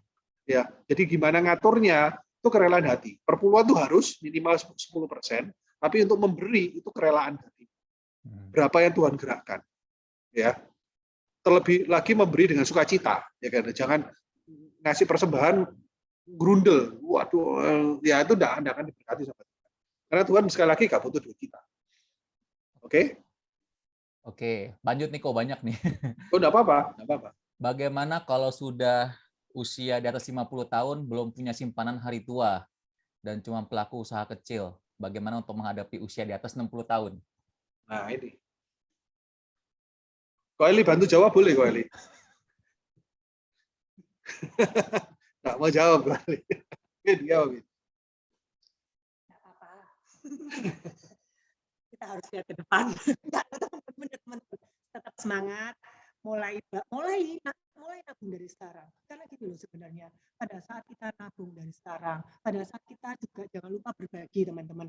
Sebenarnya kita berbagi dengan teman-teman yang lain, dengan keluarga dan sebagainya. Itu sebenarnya kita nabur benih. Kita nggak pernah tahu itu akan kembali ke kitanya kapan. Jadi buat yang sudah mungkin usia 50, baik kita yang masih muda, berbagi itu penting loh ya, selain kita berinvestasi. Jangan, oh ya katanya Cik Wina nih, semuanya harus diinvestasikan, terus kita nggak berbagi, salah loh. Berbagi itu penting. Berbagi itu kita nabur benih juga. Jadi saya terbatas waktu tidak terbatas waktu. Dan itu kapan kembali ke kita nggak pernah tahu. Kapan itu kembali ke anak cucu kita juga kita nggak pernah tahu. Ini adalah taburan yang kita harus kasih. Nggak kembali pun kita percaya kesehatan kembali, gitu ya. Jadi yang sudah umur 50 nggak usah khawatir. Teman-teman mungkin yang sudah umur teman yang 50 tahun mungkin masih bekerja, bisnis kecil. Mungkin bisnis kecilnya bisa sampai umur 70, ya kan? Kalau saya kan karyawan. Jadi mungkin 55 harus pensiun. Jadi tabung dari yang kecil-kecil. Dengan kita nabung yang kecil-kecil, dengan kita kasih berkat ke sekitar kita yang membutuhkan sesuai dengan arahan Tuhan, Tuhan akan berkati bisnis kita. Mungkin bisnis kita bisa sampai usia 70. Mungkin kita nggak perlu terlalu bingung juga. Ya, jadi tetap semangat, tetap kasih mulai sekarang atur nggak apa-apa. Dari kecil-kecil. Jangan juga merasa gagal. Nggak ada. Gue kan belum selesai dengan hidup kita ya. Gue belum pernah selesai ya kan. Umur kita itu kan pendek di mata Tuhan. Saya sudah tua, siapa bilang tua siapa ya? Tuhan nggak bilang tua ya kita jalan terus, gitu kan ya.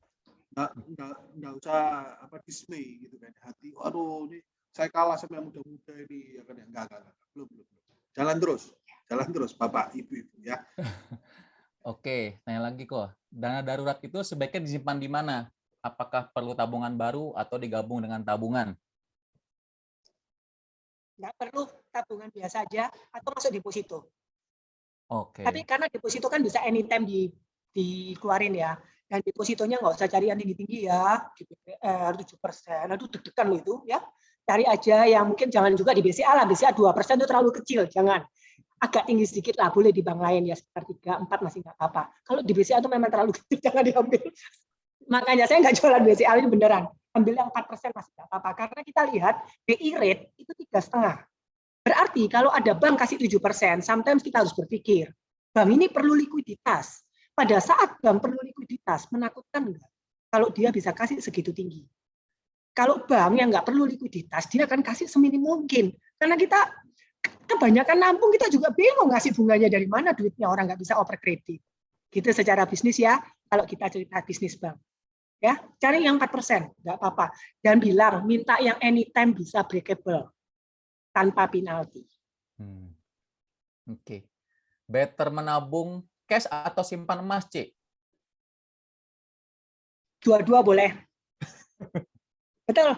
Bahkan sekarang kalau perlu boleh tanya di beberapa bank, ada loh yang cicilan emas. Tapi emasnya emas beneran loh ya. Tapi dapat emasnya loh ya, jangan mau yang kertas ya. Iya. Sudah ada korban ini ya. Yang kartu-kartu itu gimana, Ci? Ada kan yang jual kayak kartu emas gitu loh, ada kayak apa ya? Tapi di dalamnya kan pasti ada emas aslinya kan. Iya. Ada wujudnya. Yang kayak scan kayak cuma barcode gitu saya pernah denger ya, kalau nggak salah ya, kayak ada bentuknya chip gitu, Ci ya. Aduh, jangan deh. Mending yang beneran.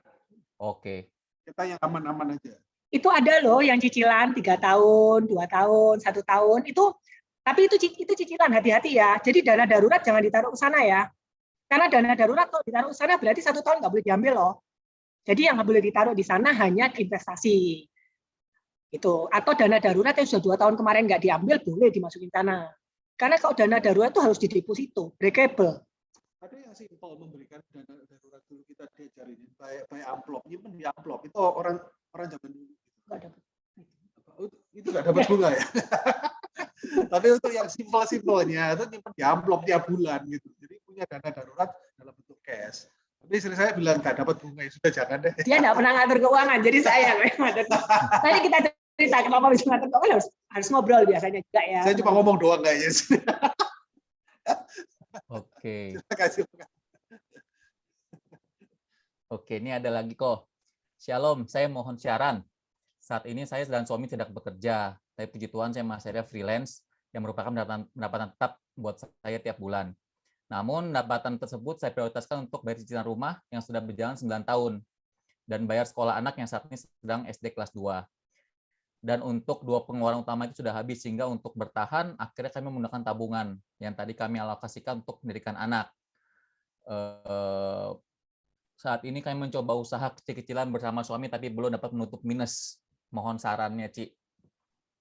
Kalau ini sih harus detail ya. Jadi kalau dijawab sekarang sih kita nggak tahu gimana sebenarnya intinya kerjaannya gimana Mending ini sesi tersendiri ya. Bukannya nggak mau jawab, tapi kayaknya ini detail sekali gitu kan ya. Ya kan ya. Sorry, di skip dulu ya, Kak. Nggak apa-apa ya. Boleh. Nanti bisa kita ngobrol sama-sama, ya kan? Nggak apa-apa, ya kan ya. Boleh. Nanti di data aja ya, Coach ya. Ya. Tapi yang penting tetap semangat. Itu aja. Semangat. Tetap aja bayar KPR, tetap jangan di break atau di cut. Tetap aja lakukan. Sambil jangan lupa memberi buat Tuhan. Ya kan ya. Oke. Pakai dana tabungan nggak apa-apa kok. Tabungan itu memang harus dipakai pada saat kita membutuhkan seperti sekarang. Nggak apa-apa. Karena percuma kita simpan tabungan itu untuk masa depan, ya orang sekarang nggak hidup, ya kan? Sekarang juga kita perlu hidup, gitu kan? Ingat bahwa tadi Wina bilang tadi bahwa tubuh kita itu investasi, gitu, ya kan ya. Jadi untuk yang hanya penghasilannya sedikit, nggak perlu dulu investasi yang aneh-aneh, nggak perlu dulu. Kesehatan ini investasikan dulu, gitu. Yang penting kita bisa makan, kita sehat, kita nggak sampai sakit, lakukan. Iya. Oke. Berikutnya, tadi di info soal sepakat antara suami dan istri. Nah, kalau selama ini pegang uang masing-masing dan pegangan istri ternyata lebih besar daripada suami, bagaimana baiknya kalau suami tahu pendapatan istri lebih besar? Bisa-bisa suami jadi malas kerja dong. Jawabannya cuma satu, bertobatlah. Ada lain, ya kan ya. Apa yang suami tahu, istri juga harus tahu. Apa yang istri tahu, suami juga harus tahu. Ya, jadi itu yang dikehendaki Tuhan. Tidak ada masalah dengan penghasilan istri lebih besar dari suami, itu tidak ada masalah, sama sekali tidak ada masalah. Yang penting adalah satu hati, kesepakatan itu penting, ya kan ya. Kalau kita bisa sepakat, Tuhan akan berkati lebih lagi. Tapi kalau enggak ya sampai di situ doang, karena kita nggak bisa dipercaya dengan uang segitu aja kita istilahnya sembunyi-sembunyi antara suami istri kan. Buat apa jadi suami istri, ya kan ya. Suami istri itu kan satu tubuh. Ya nah, kan? Kalau boleh ada note-nya suaminya belum hidup dalam Tuhan kok. Bagaimana tuh? Enggak masalah. Mau suaminya enggak hidup dalam Tuhan enggak masalah. Kita ada sudah berkeluarga kok. Di mata Tuhan juga sudah satu tubuh. Apa yang dipersatukan Tuhan enggak boleh diceraikan manusia kan? Di mata Tuhan tetap satu tubuh meskipun suami belum bertobat. Bukan kalau suami belum bertobat kemudian tidak wajib untuk dihormati atau tidak wajib untuk diperlakukan sebagai suami, direspek. Enggak ada ayatnya. Ya kan ya, harus tetap justru dengan kalau istrinya membuka diri, membuat hubungan yang baik, suaminya akan bertobat. Ya kan ya. Enggak apa-apa. Masih ada Tuhan kok. Ingat uangnya juga bukan uangmu sendiri kan, itu uangnya Tuhan kan. Balik lagi ke konsep itu. Ya kan? Tadi yang emas-emas itu yang itu loh kok, Ci. Nah, dengar nggak micro gold gitu? Oh, micro gold tadi ya. Nah, itu benar atau enggak ya? Nggak ngerti ya. Saya cari tahu ya. Saya tahunya Antam. Oh iya, oke. Sekarang soalnya yang saya tahu kalau kayak ada di online itu beli kayak kita beli micro gold gitu, nanti dapatnya mereka kayak kartu gitu loh. Nanti kita kayak scan barcode. Nah, itu benar atau enggak gitu ya sebenarnya? Beli aja di bank, ada kok syariah itu ada beli. Atau kalau enggak langsung pergi Antam atau pergi toko emas ada. Kalau saya lebih baik yang aman ya saat ini. Karena emas seperti itu ada loh penipuannya, tahu kan ya beberapa tahun yang lalu. Sayang teman-teman, sayang. Iya. Hati-hati loh dengan kemajuan teknologi juga penipuan semakin banyak gitu loh, ya kan? Semakin bisa kayak direkayasa dengan istilah-istilah yang luar biasa, kerennya. Jadi ya, tapi ya kita yang aman-aman aja. Ingat ini kan duitnya Tuhan gitu loh, ya kan ya. Yang garis bawahin di sana kita harus mengelola dengan baik dan benar gitu aja, ya kan? Oke. Deposito BPR oke nggak kok? Deposito BPR tidak disarankan ya, karena BPR itu punya swasta. Kapan aja bisa hilang gitu kan. Kapan aja bisa tutup atau apa. Sorry, tidak mengecilkan mungkin di sini ada yang punya BPR enggak ya. Tapi sekali lagi kalau kami ya itu lebih baik ke yang ada yang sudah terdaftar, yang sudah itulah ya. Karena beda ya Bang, dan BPR itu punya ketentuan dan kewajiban yang berbeda terhadap Bank Indonesia. Makanya itu lebih aman itu di bank karena dia betul-betul mengatur likuiditas dari bank tersebut. Makanya risikonya sedikit lebih kecil. Meskipun mau bank kecil pun nggak apa-apa loh, lebih aman. Kalau di sini ada yang punya BPR, jangan saya nanti dimarahi ya. Saya cuma ngomong di sini. Tapi kalau mau taruh di BPR, tapi jangan lama-lama. Itu aja sih. Sama kalau BPR-nya itu ternyata punyanya papanya, ya nggak apa-apa. Jangan lama-lama itu berapa lama Ci maksudnya? Ci? Ya 3 bulan, 6 bulan sudah lah, cukup lah ya. Sudah dapat yang tinggi, sudah gitu baliklah ke bank kecil nggak apa-apa. Bank kecil itu masih nggak apa-apa kok, masih aman. Kayak contoh nih bank kecil ya, bank indeks mungkin, bank Mas itu kan punyanya bank ekonomi mungkin. Jadi atau bank INA itu kan punyanya Salim Group, itu bisa kasih bunga lebih tinggi. Tapi kan kita tahu background-nya, kita tahu belakang bank tersebut, gitu sih ya. Kalau beli tanah dari lelang bank menguntungkan nggak? Menguntungkan. Oke. Kenapa, Ci? Karena harganya sudah murah. Nah, kalau beli dari lelang bank itu memang bagus kalau mungkin teman-teman yang punya tujuan untuk investasi di properti. Tapi jangan salah, kalau bisa saya sarankan belinya jangan di lelang pertama, teman-teman. Lelang agak-agak terakhir, kedua atau ketiga. Koordinasi sama orang bank biasanya. Karena kalau lelangnya itu kedua, ketiga, biasanya dia akan lebih hantam murah. Kalau lelang pertama dia pasti jual mahal. Karena yang punya pasti mikir, aku mau untung juga supaya setelah aku lunasin hutangku, aku masih punya uang. Gitu. Jadi kalau mau beli untuk, maksudnya dapat untuk investasi, oke. Tapi hati-hati beli lelang juga. Beli yang teman-teman suka ya. Karena kan investasi properti itu plus minus loh teman-teman. Memang sih kalau dibilang untung 20 tahun, tapi juga ada loh yang 20 tahun juga nggak kemana-mana itu. Karena mungkin lokasinya nggak cocok dan sebagainya. Makanya salah satu tips yang saya bisa kasih kepada teman-teman mungkin dari nasabah saya ya, dia kasih tahu saya, Win, kalau beli properti, pertama lihat lokasi, kedua kamu suka. Jadi kalau sampai ini properti tidak kejual, anakmu kamu mau nggak tinggal sana? Kalau anak saya mau tinggal sana, ya wes. Jadi hati itu nggak sedih kalau investasinya nggak naik, teman-teman. Kalau investasinya nggak naik, anak saya masih bisa tinggal sana. Karena nasabah saya kan tahu ya, saya karyawan gitu kan. Daripada nenek saya beli, terus saya stres nggak bisa handle dia gitu mungkin. Jadi dia ngasih taunya gitu, pilih gitu.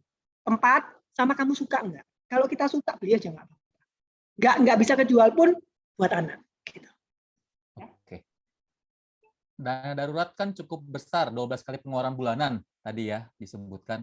Kalau dana daruratnya belum terkumpul, kapan mulai investasinya?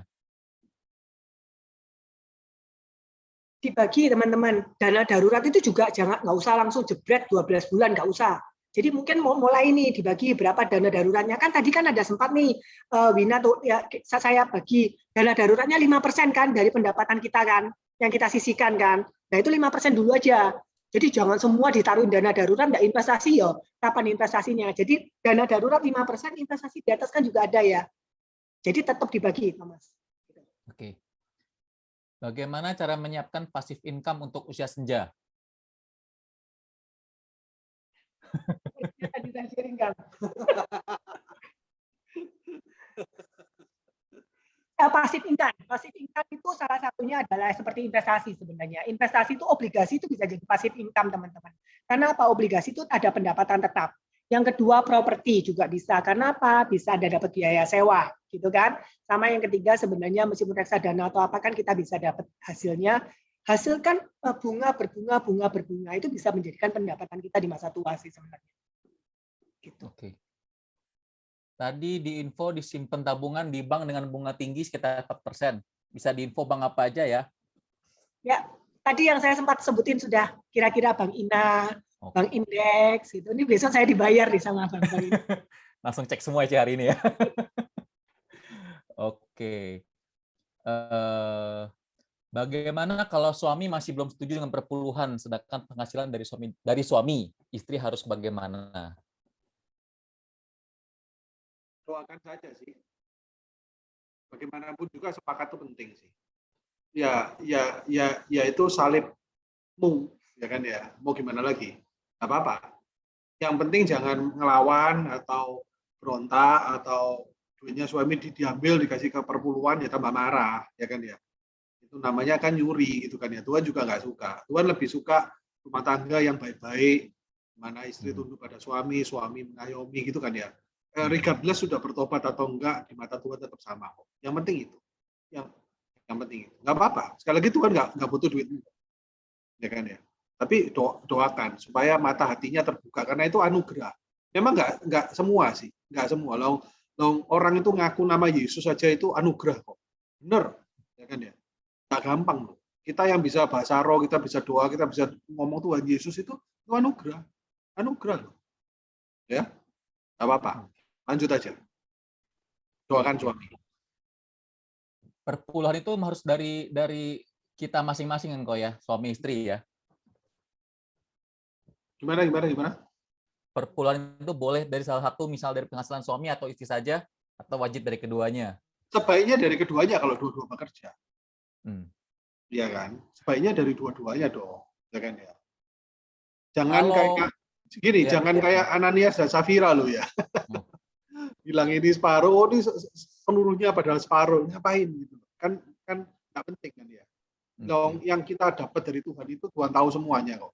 Kenapa harus istilahnya nyimpen gitu kan ya, nyimpen.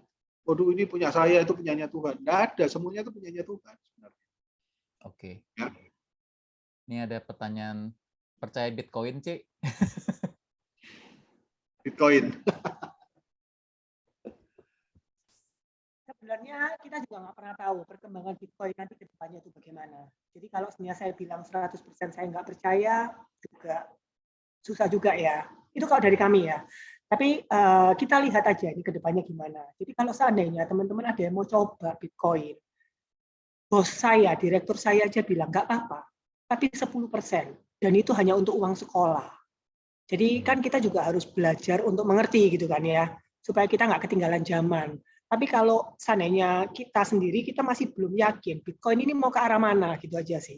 Karena sebenarnya Bitcoin itu kalau kita mau flashback kembali, pada saat saya mulai masuk bank itu tahun 2003, Bitcoin itu sudah ada loh teman-teman. Tapi dia sempat tidur. Dan kemudian muncul lagi di beberapa tahun terakhir ini gitu kan. Nah, apakah ini akan muncul lagi atau tidur kembali? Gitu aja sih. Jadi kalau seandainya buat teman-teman, kalau mungkin kan kita juga ada ya keinginan untuk ingin coba, nggak apa-apa. Meskipun kemarin masalah robot, nggak apa-apa coba. Tapi pastikan itu uang yang kalau hilang nggak mencuri sukacita kita. Itu aja sih. Jadi itu adalah uang belajar. Jadi sepakatlah bahwa masuk ya, uang hilang loh ini ya. Loh saya pernah robot falas ada, tanya suami saya masuk, tapi pada saat masuk saya pun sudah diam. Itu uang nggak ngasilin apapun ya nggak apa-apa. Itu sih. Karena sebenarnya investasi itu buat kita bahagia di masa depan. Jangan membuat kita lebih stres di masa depan. Gitu ya. Oke. Ci, tadi pertanyaan lagi sambungan yang lelang properti itu lihatnya di mana ya, Ci ya? Kita harus tanya sama orang bank. Langsung Karena ke banknya atau gimana, Ci, maksudnya ngomongnya? Biasanya itu biasanya diumumkan di koran. Ada. Ya. Biasanya korannya itu Bisnis Indonesia. Itu banyak lelang-lelang seperti itu. Tapi sekarang Bisnis Indonesia masih cetak apa enggak ya? Enggak tahu saya. Sama kadang-kadang kalau ke bank yang teman-teman sudah dekat, boleh tanya, bisa kok. PCS aja mereka biasanya bisa bantu cari tahu. Oke. Ya. Oke, sepertinya sih pertanyaan sudah habis. Mungkin nanti kalau ada pertanyaan lanjutan bisa dihubungi ke CGL dan mungkin ke coach. Ya. Dan nanti bisa dihubungi lagi ya. Tadi juga ada beberapa yang pribadi. Salah dari kami ya, mungkin kami terlalu straight atau gimana, mohon maaf ya kan ya. Jadi, ini ada satu nih kok, sorry nih kok, ya, ada satu terakhir. Ya. Kalau masih single, better investasi apa ya, saham, obligasi atau reksadana? Ini kayaknya Fandi nih ya. Oh iya bukan. Betul kok.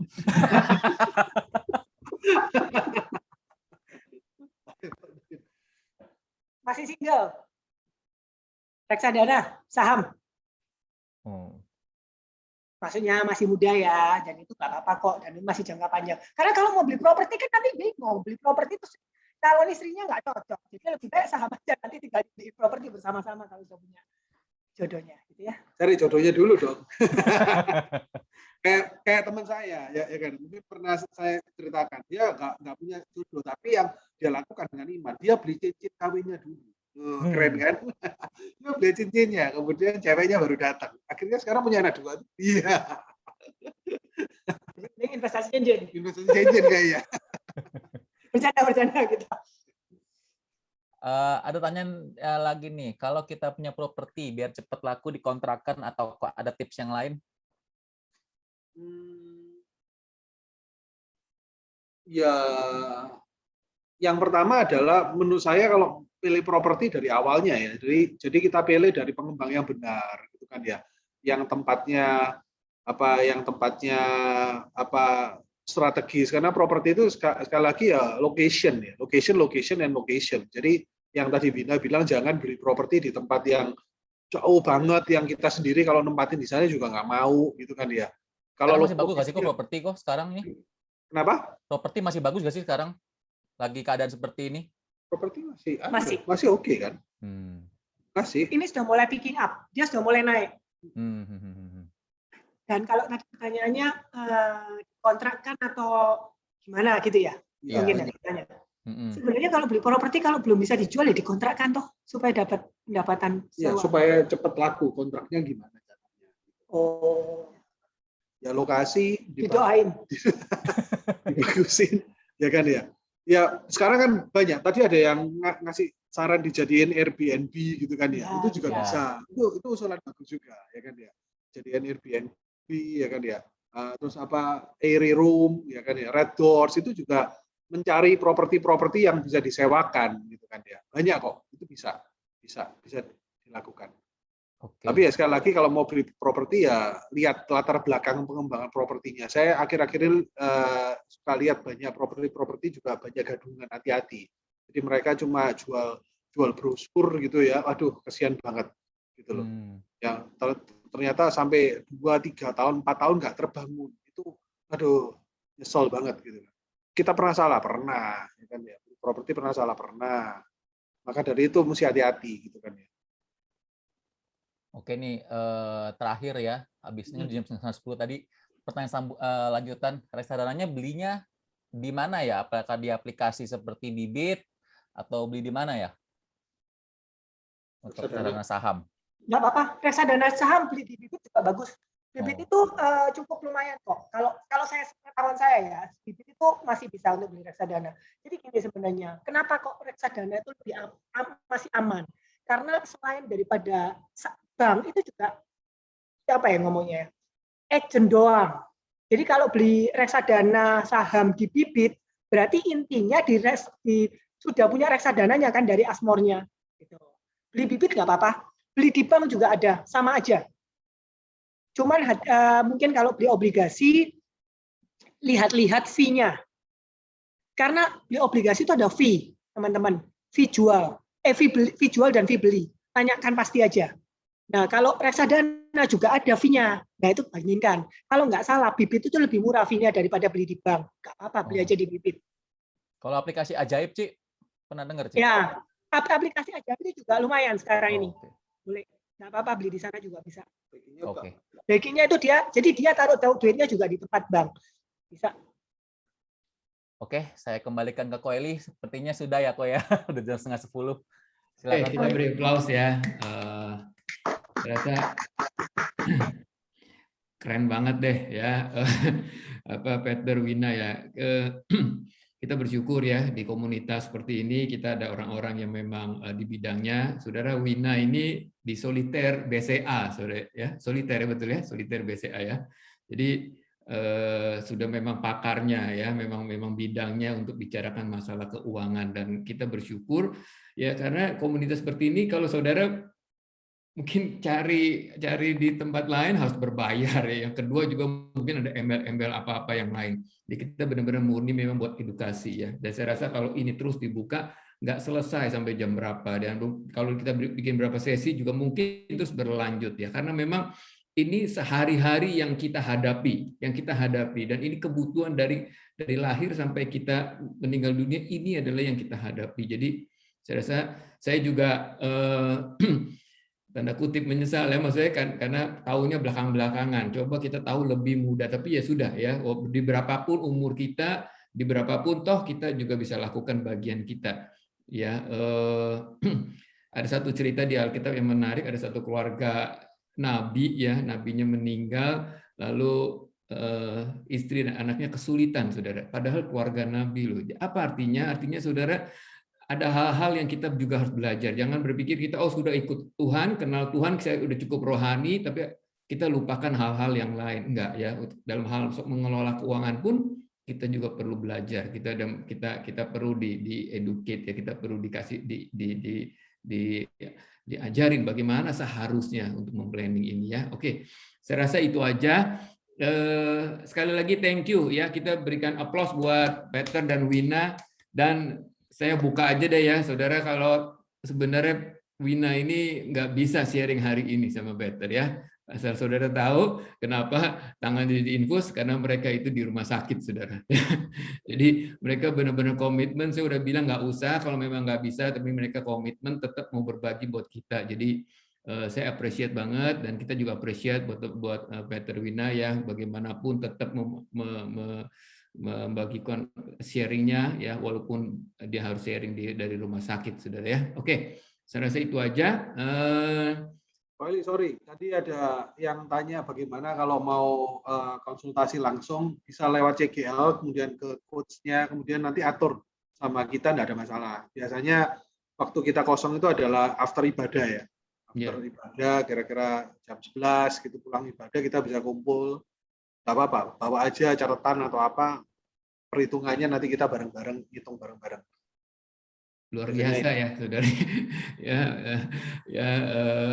Peter Wina ini menyediakan waktu loh buat kita ya untuk konsultasi. Saudara kalau konsultasi di tempat lain berapa itu fee-nya ya, ini luar biasa lah. Thank you ya Peter Wina, walaupun bukan di coach di saudara, tapi kita di dalam penggembalaan beginilah ya, saling melengkapi ya, satu dengan yang lain kita saling melengkapi ya.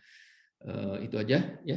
Oke. Thank you Wina, cepat sembuh Win. Ya, kita tutup ya, saya tutup dan doa. Habis itu jangan live dulu, kita akan foto ya. Oke, yuk mari kita berdoa. Bapak terima kasih buat malam hari ini.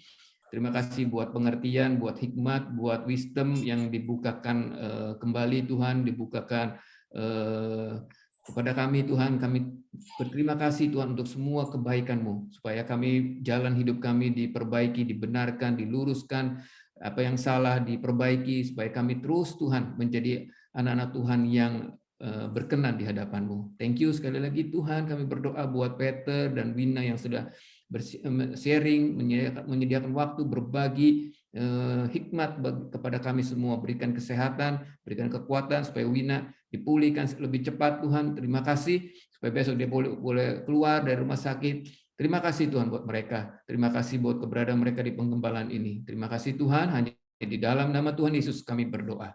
Amin. Amin. Oke, silakan yang ngatur foto silakan.